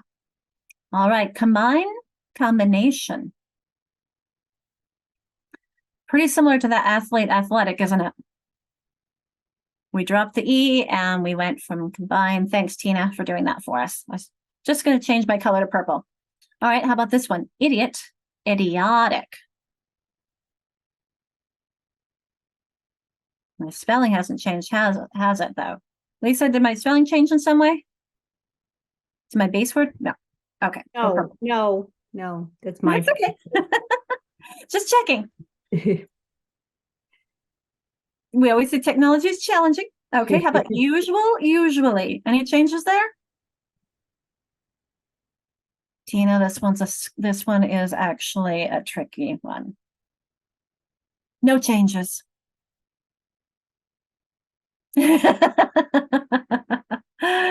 No changes at all on that one. Usual, usually. Oops, I'll leave your frowny face. I'll put there we go. Because my suffix has an ly. I'm adding suffix ly, not suffix y. So I didn't double my L. That one could be tricky. As kids will say, well, I've doubled my L. Nope, your suffix is ly because it says how you did it, not a suffix y, which makes things into an adjective. All right, and then lastly, with extend, extension, that would obviously be purple because we've changed both the extension. We've got quite a bit of change there. All right, so let's go and focus on, whoops, clear all those off. I went too far, too fast. This is the handout or the poster I put on the wall after I've done the teaching. So I'm going to pause this here. I'm going to go to the handout and show you how I do the teaching and the handout I would use for my kids. So let me get my mouse and go back to our handouts. And that poster that we just saw is part of the Franken handouts, that double drop change. In fact, I think I might have reduced those language. I always try to get clearer and clearer. So those are all on the Franken handouts. I'm going to take us, though, to the spelling rules, and I'm going to explain why I have it in both a PDF and a Word. The Word version, you can just pull on and make changes. The PDF is a solid one for you to see what the original was. And I'm going to share this one because it's easier for us. But the reason why I have it in Word is so that you can open it up and change it. And the reason why I'm saying we change it is because I'm trying to remember, Lisa, you're fourth grade. Tina, you're first grade, right? Tina, and even for those of you who teach older kids with dyslexia, when I taught this, I gave them a piece of paper that just had number 1. Didn't even have a number 1 on it. I'm like, okay, maybe it had a number 1, but I'm like, we're going to get more of these later. Right now, we're just going to pay attention to this. And I had it more centered. So it was kind of like, here you go, here's rule number 1. And we put in a page protector. And we worked with rule number 1 a lot. This one we talked about a little bit last week. Remember the FLS or Z? You double the FLS or Z at the end of a single syllable word right after a short vowel. So we work with that a lot. And then when we're ready to do adding on suffixes and how words change, I'm going to clear all that off and I tell them, okay, bring that piece of paper out of your page protector. I have a new one for you. And that new one only would have 1 and 2. Because we're going to work with those a lot before we get into the silent egress.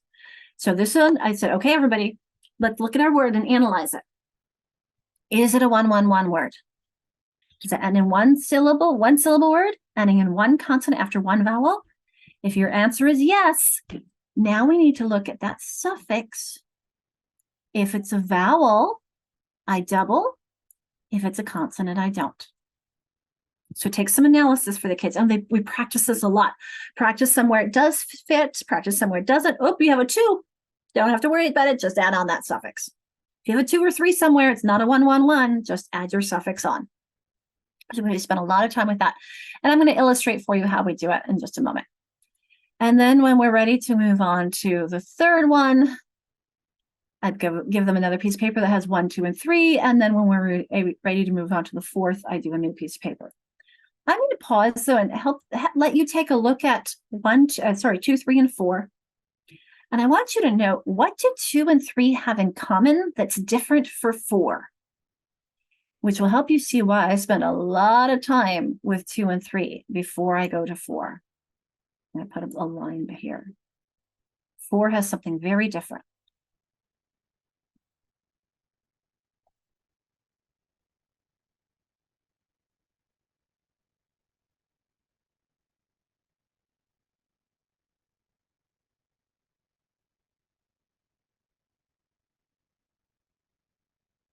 You notice what 2 and 3 have in common that is different in 4.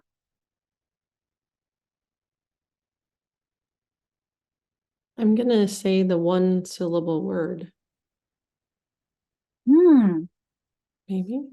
Actually, notice number 3. It doesn't matter if it's 1 syllable or not. True. That's just in 2. And actually, there is an advanced doubling rule that's for multisyllabic words. And that one is trickier because, well, Tina, you're 4th grade.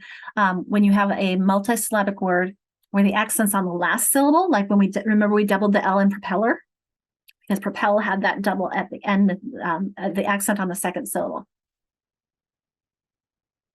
But you're right to look in those descriptions. I'll give you a hint, it's bolded. The vowel. Notice here we have number 4 is consonant. Well, actually, so I do this when I'm adding the suffix that starts with a vowel. I do this, I double or drop when I'm adding a suffix that starts with a vowel. Here, it's any suffix as long as it doesn't start with an I. Can someone tell me why?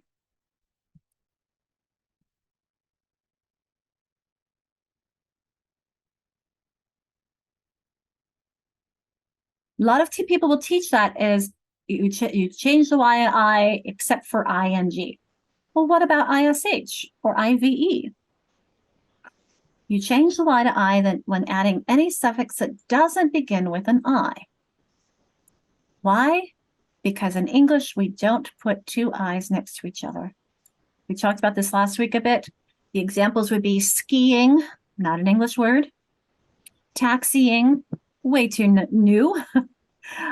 Hawaii, not an English word. Hawaiian, and Caribbean. Again, not an English word. So in general, we don't put two I's next to each other, which is why we leave it before a suffix that starts with an I. All right, so let me demonstrate how I would teach this. And you could do this on paper or on pocket chart. But I'm going to bring these up as if they were cards. So I used multi-sensory cards to teach this. And I would practice where the rule applies and where the rule doesn't apply. So in this case, I'm going to start with where it does apply. So here's my base word big, and I'm going to add suffix ER. Whoops, and went too far. Okay, here's my base word big, adding a suffix to ER. So I'm going to analyze it. Big is a one-syllable word, right? And it ends in one consonant after one short vowel. Right, Anne? We're good with that? You're the only one I can see video at the moment. There we go. There's Wendy and Chris on my other screen. All right. So because this is a 1-1-1 word, and I have to look at my suffix, does it start with a vowel? Yes, it does. So I'm going to need to double my G when making my new word bigger. So that's the first rule. Next one is the dropping the silent E. My base word is shade. Notice how it's a silent E at the end. And I am adding a suffix Y. So now my question is suffix Y a vowel or a consonant? I can see Anne and Wendy and Chris may want to put up a consonant for C for consonant or V for vowel.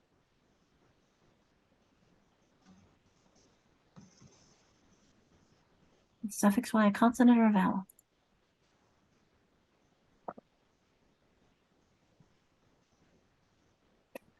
I think I see a finger there. You're right, Chris. It's a vowel. Sunny, shady. Okay, so I'm adding a suffix that begins with a vowel, so I have to drop the E to make my word shady.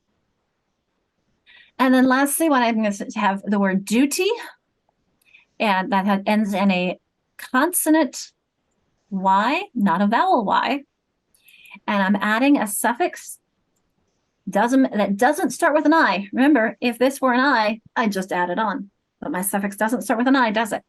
So I'm going to have to change my Y to an I to make my new word dutiful. All right. Ready to do some practice with this? I always debate whether to do this whole group or small group. We can do whole group practice and then talk about it together, or we can do small group.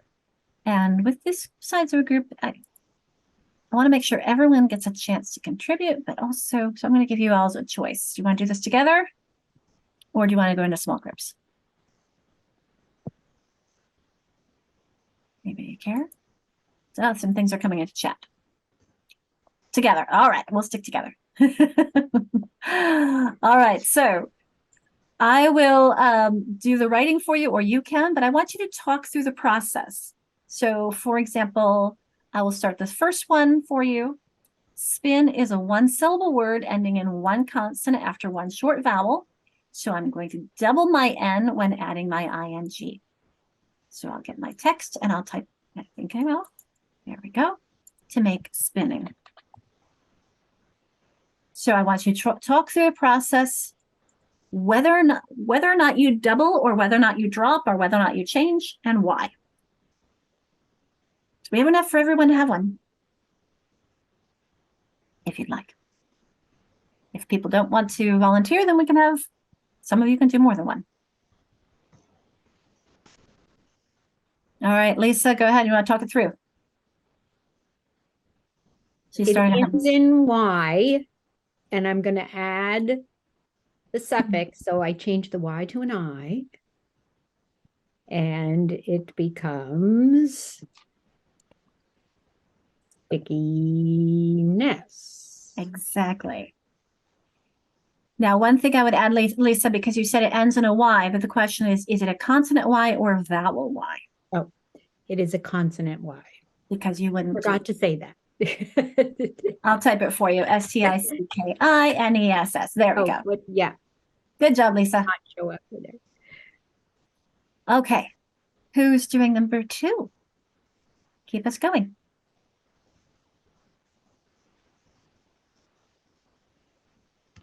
I want to hear someone talk through at least one of every kind, and then we will. Kelly, go ahead. You want to talk it through?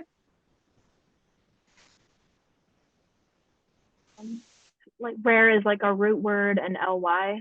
We add it to rarely, and even though it's a y, it's got that e sound. Now, rare, would that be the double drop or change rule that you're thinking you have to think about? That would be the change route, I believe. So what would you be changing? Remember, we double consonants, we drop e's, and we change y's.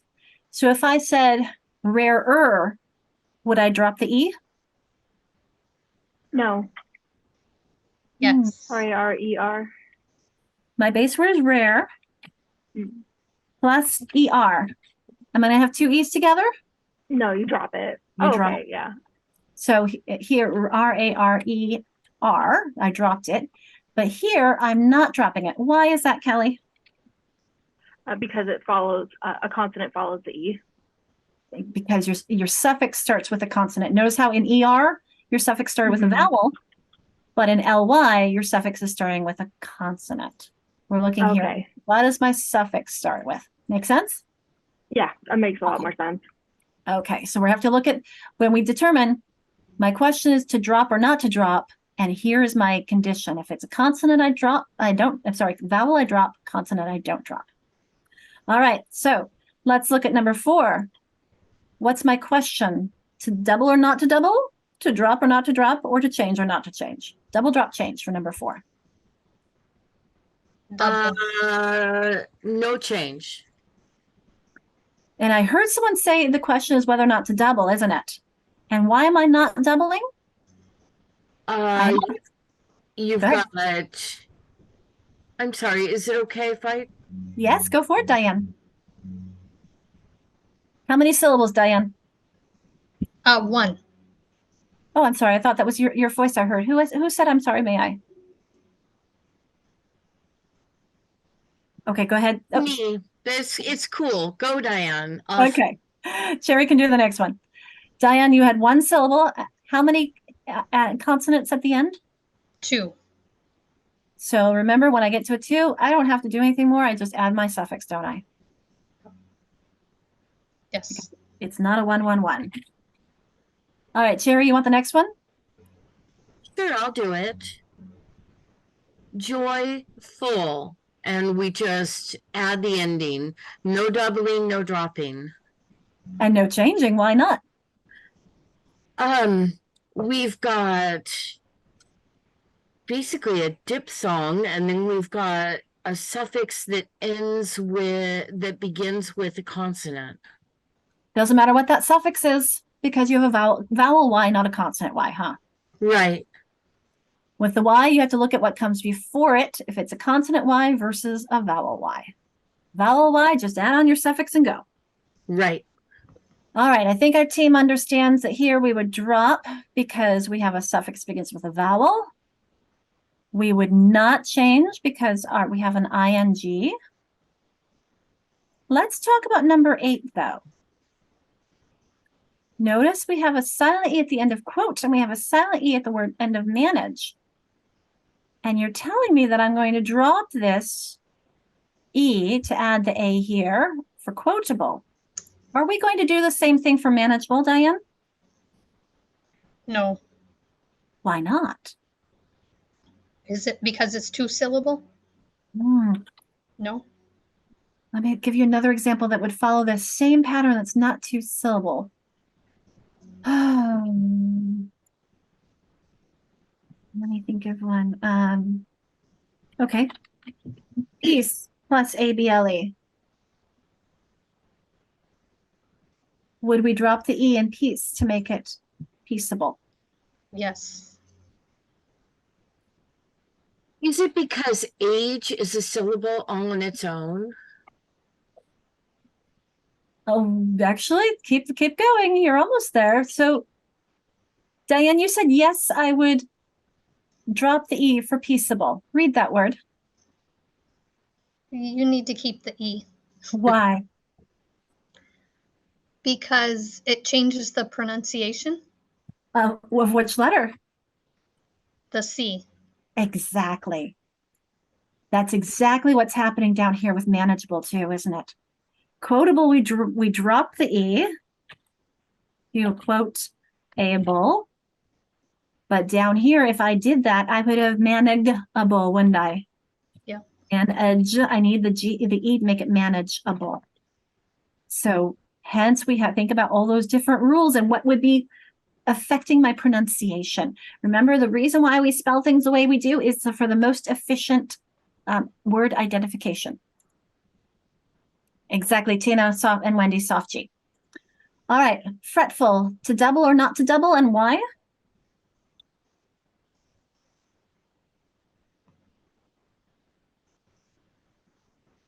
I'll put actually change or no change. Well, that double or not to double. No double, but I'm not sure why. Well, it is a 1-1-1, isn't it? If I said fretting, I would double, wouldn't I? Yes. So why am I not doubling here? Because it's a consonant and then a consonant suffix. Because my suffix starts with a consonant. If I said ing, then I would double that T. Because if my suffix starts with a vowel, I double. If it starts with a consonant, I don't. And when your kids say, why is this important? I'm like, because you can, I would say, because you can attack any word you've never seen before that will still fit the same pattern. This is why hopping has 2 P's, because your base word is hop and you double that P, and hoping has 1 P because your base word was hope and you drop the E. Another great example of that would be the difference between scarred here and scared. So what am I doing here?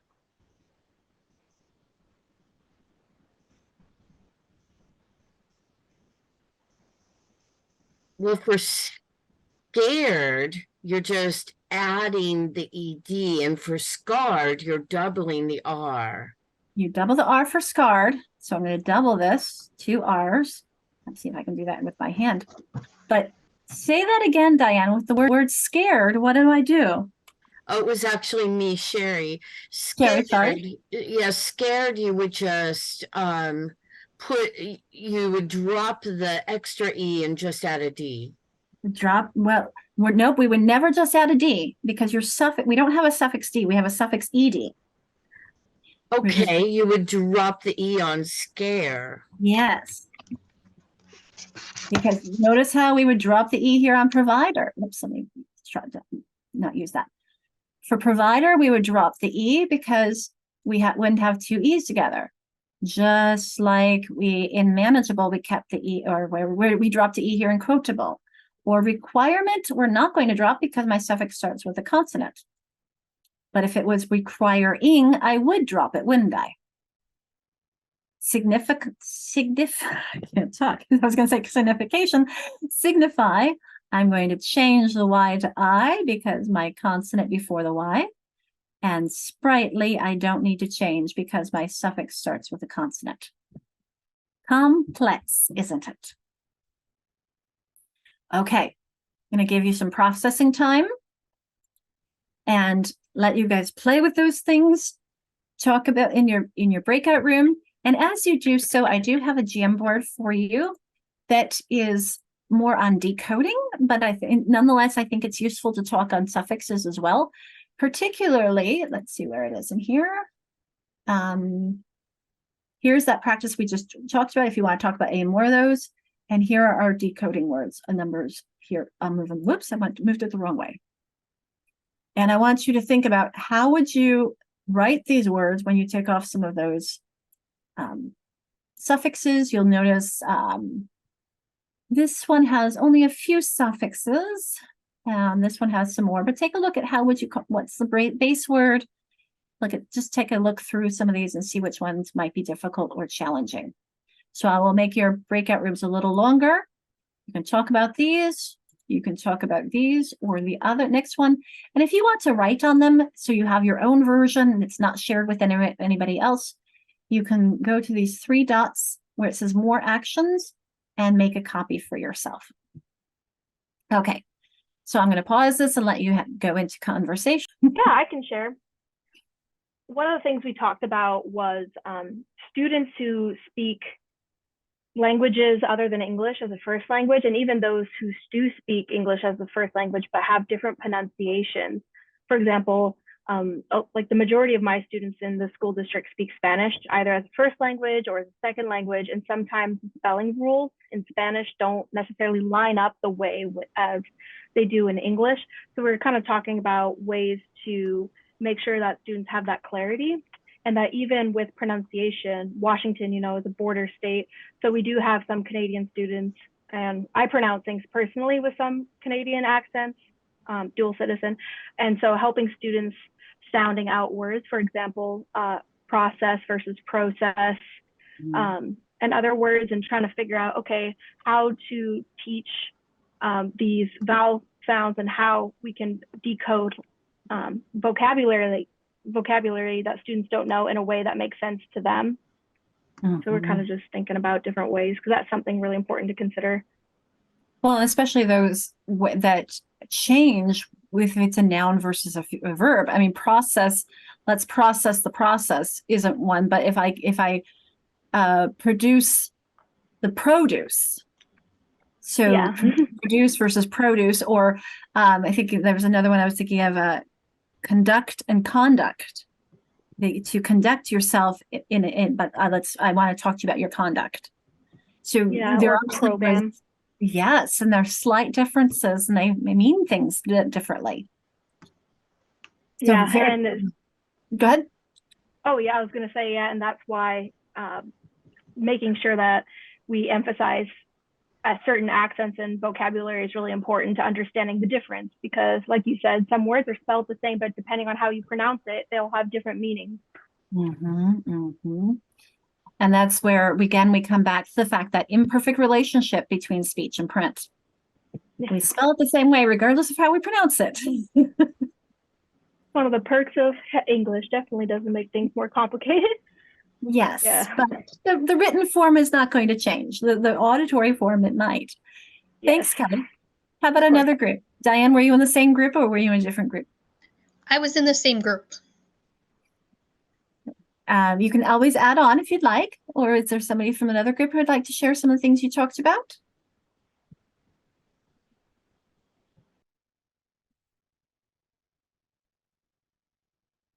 Did anyone take a look at some of these? Go ahead. We did not look at those. We started to and then got off on a tangent. But teaching 4th grade, I was thinking our spelling curriculum does not talk about the spelling rules, and we've always struggled with it. And I was thinking that of working with all of my kids about the spelling rules. And then when I edit with kids in their writing, because 4th grade, we do a tremendous amount of writing, that I could, if I saw a pattern in their spelling, it would give me a quick opportunity, an easy opportunity to like have these rules on cards and say, okay, I'm noticing that there's a pattern and that goes with this rule. Can you go back and find those words and edit them yourself? Yes. And actually, Lisa, this, I don't know if I have this as a poster. I think I kind of do. In the thing, but I also made this as a poster that I put on the wall. This was after I taught them all. So for your older kids, And this is where we would say, remember I mentioned there's a multisyllabic one like control. This is why we have the accent on so this is a base word that ends in one consonant after one vowel, and it's accented, which it always is in a single syllable word, which is why hence one syllable word, da, da, da, versus a base word that ends in an E, a silent E, a base word that ends with a consonant Y versus a base word that ends in a vowel Y. We double, drop, or change. Right. So we could, yes, just have that on your wall as a poster. I like to just have these 3 rules. I know there are a lot of other patterns, but these are the rules for how things change. Right. So yes, Lisa, I totally agree. A couple other things are coming into the chat. Refresher on the vowel Y. Reviewed, the double I, exactly. And explaining the rules. Again, clarity. I used to have 1-1-1 double rule like you saw in the handout, and I keep narrowing it down because I've taught high schoolers, and I saw someone, if you teach them that they drop the Y and add an I, they're going to forget something somewhere. So we either double or we drop or we change. We don't do more than one. We don't want to confuse our kids. Okay, other things on these before we want to move on a little bit. Everyone feeling better? It takes a lot of practice. It really does. A lot of practice for us to think about and play with and feel. Okay, we've talked a little bit about etymology and etymological influences, and I shared that handout with you. This is a quick little summary of it.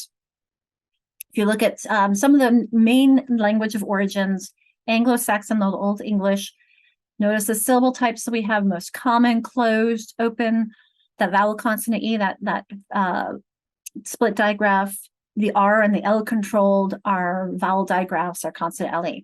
Latin, once we get into our older grades, Lisa's, 4th grade, she's going to have a lot more Latin, Greek. And Kelly, when you mentioned a lot of your, Kelly, you said a lot of your kids are Spanish speakers. They're going to have a lot of Latin overlap and connections, so that some of those cognates, be careful of false cognates. And that's where you get in Americanized or even Englishized the sh, like in Alicia. I prefer Alicia, which is more of like a Latin influence, Alicia. Again, that soft C coming from the French. And then the Greek are mostly closed and open, very few vowel teams. You saw that list on that as well. So this is where, I love it, Charlie, double, drop, change. Make it simple. So etymological roots here are I sometimes put these on the board and see what language origin do you think it is. I'll give that one on the next one. We have a sort. But this is fun just to see the connection and meaning to help your kids when they think about aquarium. That's connecting to aqua, the Spanish word for water. Look at these connections and meaning. Hydro, and hydroelectric has to do with water. Old English. So the Old English, the Anglo-Saxons invaded first, and then the Romans came in, and then we brought, especially in the Middle Ages, we wanted it to connect in the scholarly studies and use Latin and Greek. So that's where we started adding in the Renaissance a lot more of those words as well. And we never got rid of the Old English. And so this is also when the French invaded in 1100, we didn't get rid of the Old English, maybe a lot of them, but not always. And this is why we have things like cow, which is Old English, and beef, which is French, comes from boeuf. We have pig, which is Old English, and pork, which is French, comes from pork. The same thing, sheep and mutton. So we kept adding words whenever people would invade or whenever we find it useful, we added words, but we didn't get rid of the old ones. Some of them we did, but a lot of them we kept on to. So you see some of these connections, what I think are very interesting and useful. But actually, during our break earlier, because one of you motivated me, someone said, you can still go back and learn Latin. So I found that Duolingo does have Latin. And I just found that the word for man is vir. So now I'm understanding more. Virile comes from Latin, base means for man. I learned that just today. So again, we learn more. This was a word origin sort that I actually did with my students when I was teaching high school. And I think that you could do this with maybe even, Lisa, you could adapt this with your fourth graders. Notice I have everything in column 1 has a CH representing the ch sound. Column 2, the CH represents sh, and column 3, CH represents k. So my question is, what is the word origin of each of those columns? And then what were the clues that told you so? You can either unmute or put into the chat. Is column 3 Greek? It is. What gave that away for you? Tacoma, I think you're cherry. Yeah, chorus. That to me is the biggest one because they invented theater, didn't they? The chemist, chameleon, those science words are Greek. So yes, let me change this to black, and we'll put a G here for Greek. Many people are saying French in number 2. You are correct. What gives it away?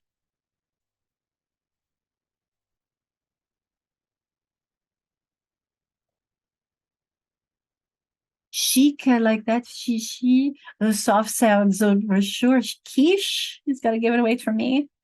Chagrin, shoot, chivalry, cash. Think about even what we say machine came in more recently, but even chair, we've anglicized that. It used to be share, it's related to chaise, and we've said, oh, okay, no, wait, we like ch better. Oh, but I think I gave away number 1, didn't I?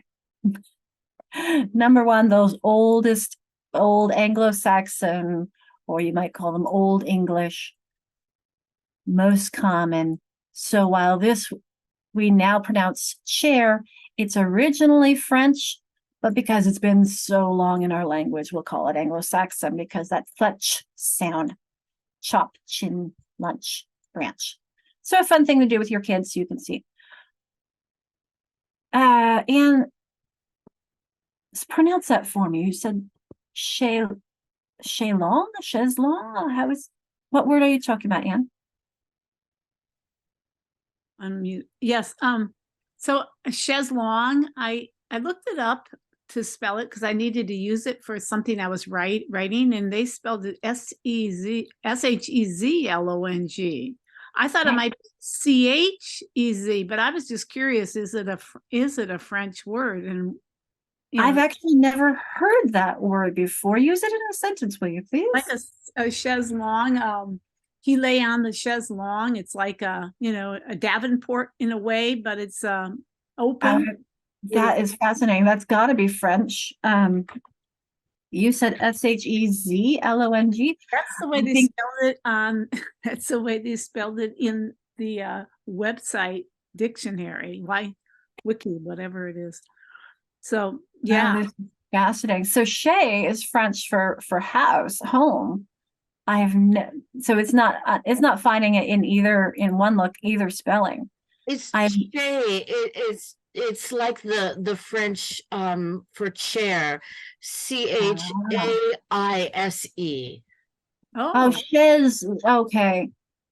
Oh, see, there we go. They didn't give me that spelling when I looked it up. I was looking for the spelling. That's fascinating. Well, oh, is that it? That must be, yes. This is chez, and then this is long, which is like lawn. So chez is French for chaise. Sorry, chaise is French for chair. So. Oh, okay. That makes sense. Like it is a long chair. It has a long place to lay down back and lay back. I have never heard that. I learned something today too. And like there we go in French, and obviously it's French, definitely French, because you see that long in the chaise, that ch making a sh sound. Isn't language fun? Oh, that's great. Well, speaking of, I always debate whether or not we have time to do this, but I think that you ought to, because it's just too much fun not to. Hear a quick little video about the historical conventions, and then we'll do syntax. Do we have time for a little bit of syntax before tomorrow? We'll get into a little bit of syntax so we don't squish our semantics tomorrow. But let me get into this video because I think it's a really fun one for us to end with. Let me make sure that I'm sound on. You never know when you do new shares. Yep, it's still there. Okay, good.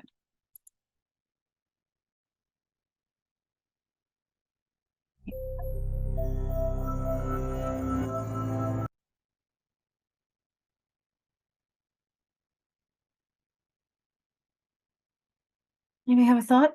Think of a related word to people that has an O instead of an A. I think it's probably Latin based when I think about it. I know it's almost the end of 3 hours together. Your brains are probably done. I think I see Chris saying something there.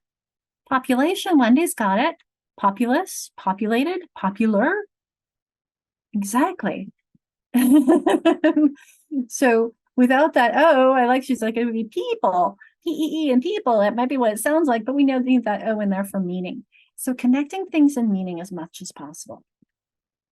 Okay, so well, I often did a summarization of those morphological thoughts, but instead we're going to jump into a little bit of syntax. And let me get into, whoops, no, not where I wanted to go here. Syntax and phrases. So this was our group again, this group today. And it's funny, we again, very heterogeneous, but we've got some in the middle are high and some in the middle are low. We've got quite a variety. So when we're talking about syntax, I'd like to back up a little bit and bring us back to our literacy development. Remember our simple view of reading. And I might not have shown it in this way, but I think it's useful just to have a reminder before we get into syntax more on Wednesday, next class, is to remind us that really syntax is going to help us bridge going from our individual words recognition and identifying what those individual words are. Now we're going to see how they work together. And that's where syntax comes into play, because that's where I'm saying not just an individual word. Yeah, if I know what those mean, I can understand and read those individual words. But syntax is going to be bridging these individual words together in how they make meaning in phrases and sentences. So when I just say girl and when I just say sit, those are two, I know what girl means and I know what sit means. But when I say the little girl sits on the chair, now I'm making meaning that's just beyond those individual words into the context. And so this is bridging my individual words to the larger text. And that's what my understanding of syntax is going to do. This is a reminder too that my ability to understand individual words and to read them is not static. If you'll recall last week, I said that I may be strong in word reading and language comprehension. And I have strong reading comprehension, but if you gave me a book on protein kinases or engineering, I'm going to struggle.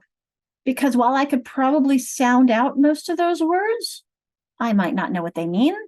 And maybe I know what they mean, but not in that context, not in those phrases, not in the way it's put together. So hence I need all of those. And here's an illustration just of that. So this young man here, I don't think I showed this last week, did I, Anne? You were here the whole time. I don't. Okay, good. I like to show different versions of the same thing so that we see it through another lens and it helps us stick it in. So this young man, you see his book says ABC. He comes to school with strong language comprehension. English is his first language and he's reading in his first language. If you read this to him, he's with you, he's got it. And he's got strong word reading with this type of text. Hence, his reading comprehension is strong. However, if I gave him, notice his book now says XYZ, and he can still sound it out, but he doesn't know some of those words, or he doesn't know how they're used. So that was like the example I gave of myself, the protein kinases. We would have a weak reading comprehension as a result. Our kids with dyslexia normally have a strong language comprehension. They can understand what you say if you read it to them. Their struggle is getting it off the page themselves, so they have a weak word reading abilities, which results in the weak language reading comprehension. The most effective strategy we can do to have them have strong reading comprehension is to give them some auditory support. Notice how she's still reading it, but she's also getting it through her ears. To give her both that strongest, going through her stronger channel and supporting her weaker one as well. All right, so I will do a syntax warm-up. We have a few more minutes, and we'll talk about its importance, and then we'll get into the application piece on Wednesday. So I'm going to pause and give you a moment to name these terms. And our engagement is, see if you can label them all these abbreviations. What do they stand for? And the tip here, the practical strategy is that when we can explain it and name it, we can use it. And I know that we don't often do sentence diagramming anymore, but some people do. And I think that it is useful for us to understand whether we're diagramming or highlighting or coloring. Understanding these grammatical pieces will help us understand what the sentences, phrases mean. So I'm going to pause for a moment and see if you can name those terms.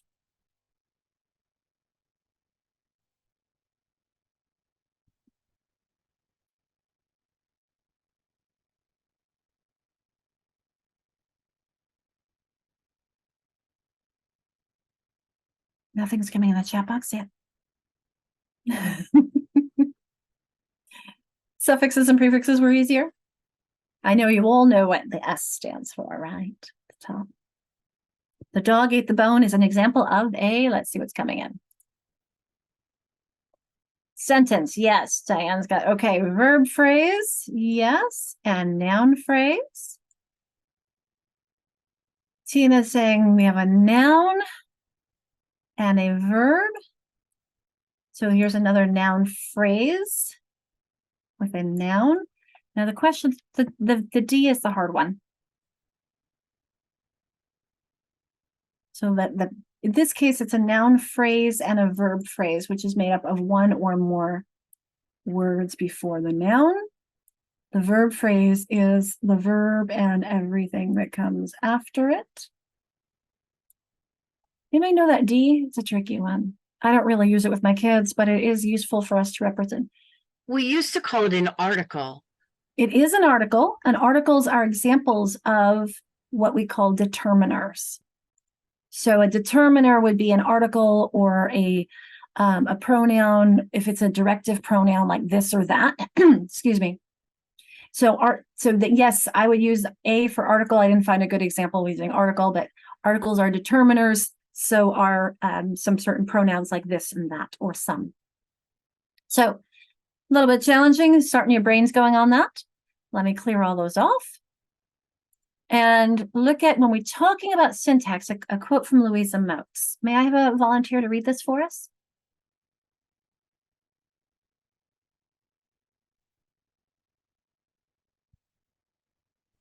I can do that. Do you? Just go ahead and read it for us, please, Cherry. Sure, okay. Importance of syntax.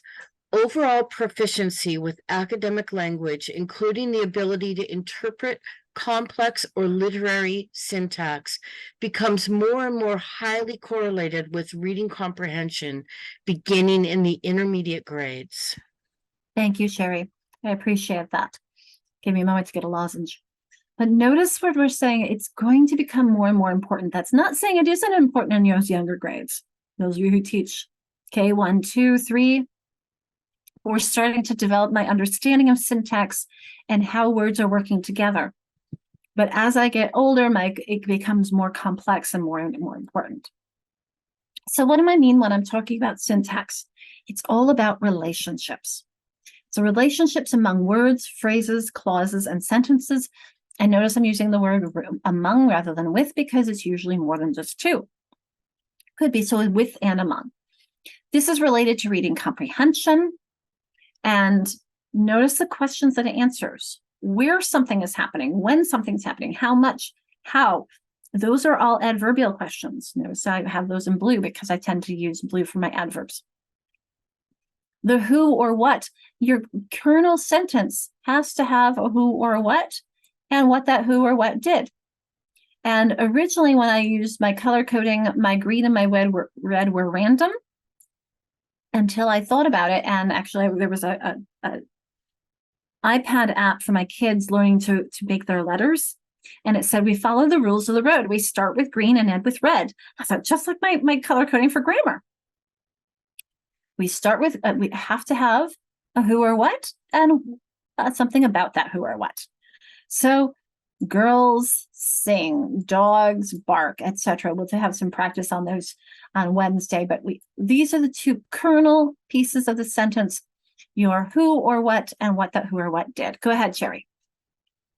Yeah, so I know that GLAD strategies, which are used for English language learners, are often color coordinated. And that really helps kids to understand and think about the language. Agreed. Are you thinking that they don't match my colors? I'm trying to remember them, frankly. It's been a little bit.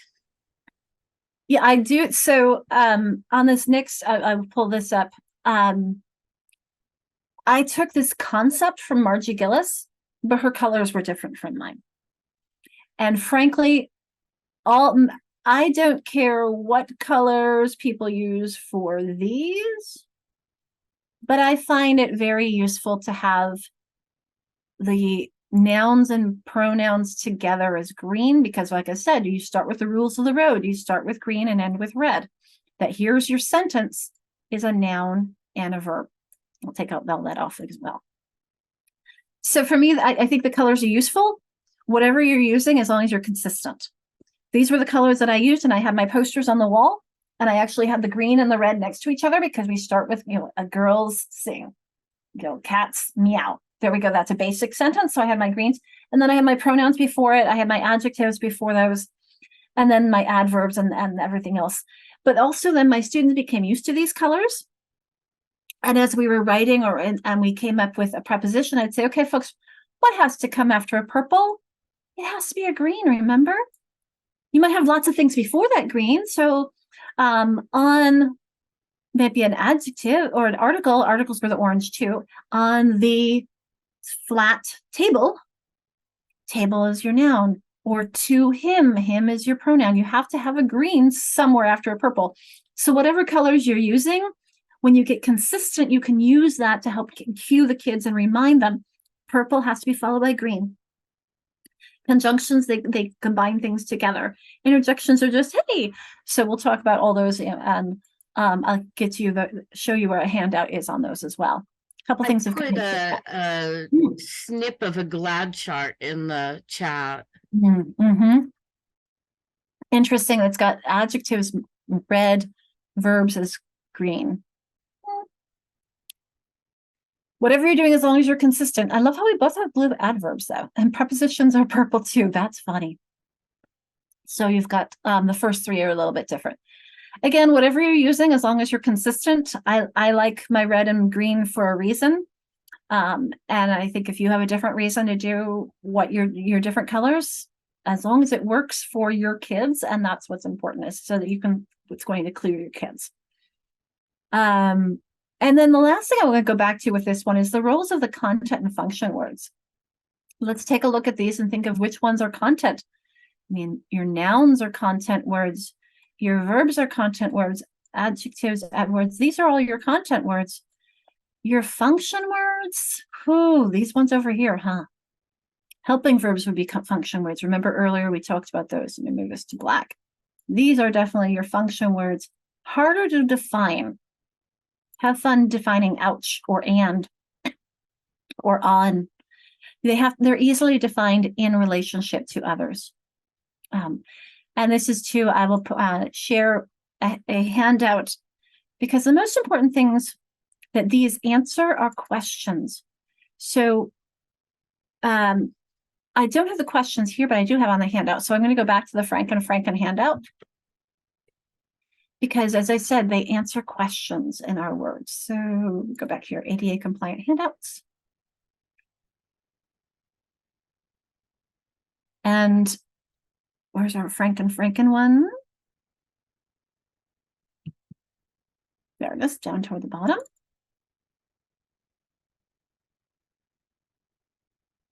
And we're going to scroll down. I think it's at the very bottom, but I'll illustrate to you. Here is our syllables again. Syllable division, double drop change, orthographic conventions, and here we go with our grammar questions. So our purples, our oranges, articles, say where's the noun? Somebody was asking earlier about those articles. I think it was in an what role or why with the? How do you explain the? Well, it means a noun is coming. That helps you define if whether or not something is a noun. I could say the idea, the concept, the belief. Those are all nouns, even though they're not concrete nouns. They're still nouns, and that article tells us that the noun is coming. Adjectives tell us about those nouns, which one, what kind, how many. Then, of course, you have the nouns and our pronouns. Your verbs, some of our linking verbs are harder to illustrate to our kids. If I said he is happy, well, that's describing him. Happy is my adjective. Is my verb that connects it. It's a linking verb. So that's the how is it described.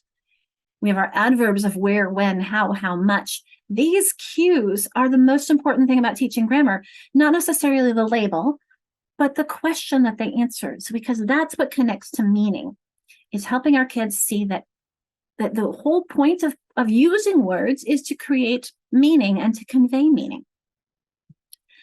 So I'm going to do one last activity. Oh, no, it's only 3 minutes. We will not do one last activity. We'll do it next time. So I will note where we're going to start, but I want you to think about, notice how we're using these questions. And on this last slide, I talked about them as syntactic roles. I'm not calling these parts of speech or labels. I'm calling them roles. We're going to talk about that when we come back together on Wednesday. So I'll leave this up if you want to take any notes or thoughts on that. We do have 3 minutes, so I want you to think about, in our last couple minutes together, do you do things differently? Do you describe them differently? Does this help you in your description? I'll give you a moment to read them, and then I just want to hear a few share outs on your thoughts on this, whether you would use different examples, whether this is useful, and then we will close out for today.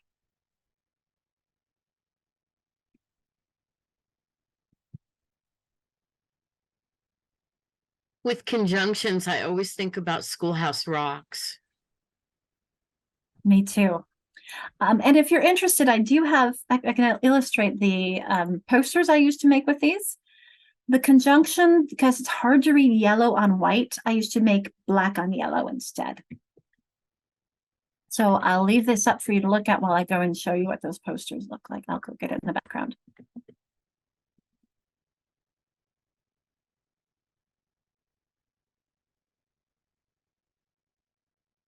You're making me look in the chat box too.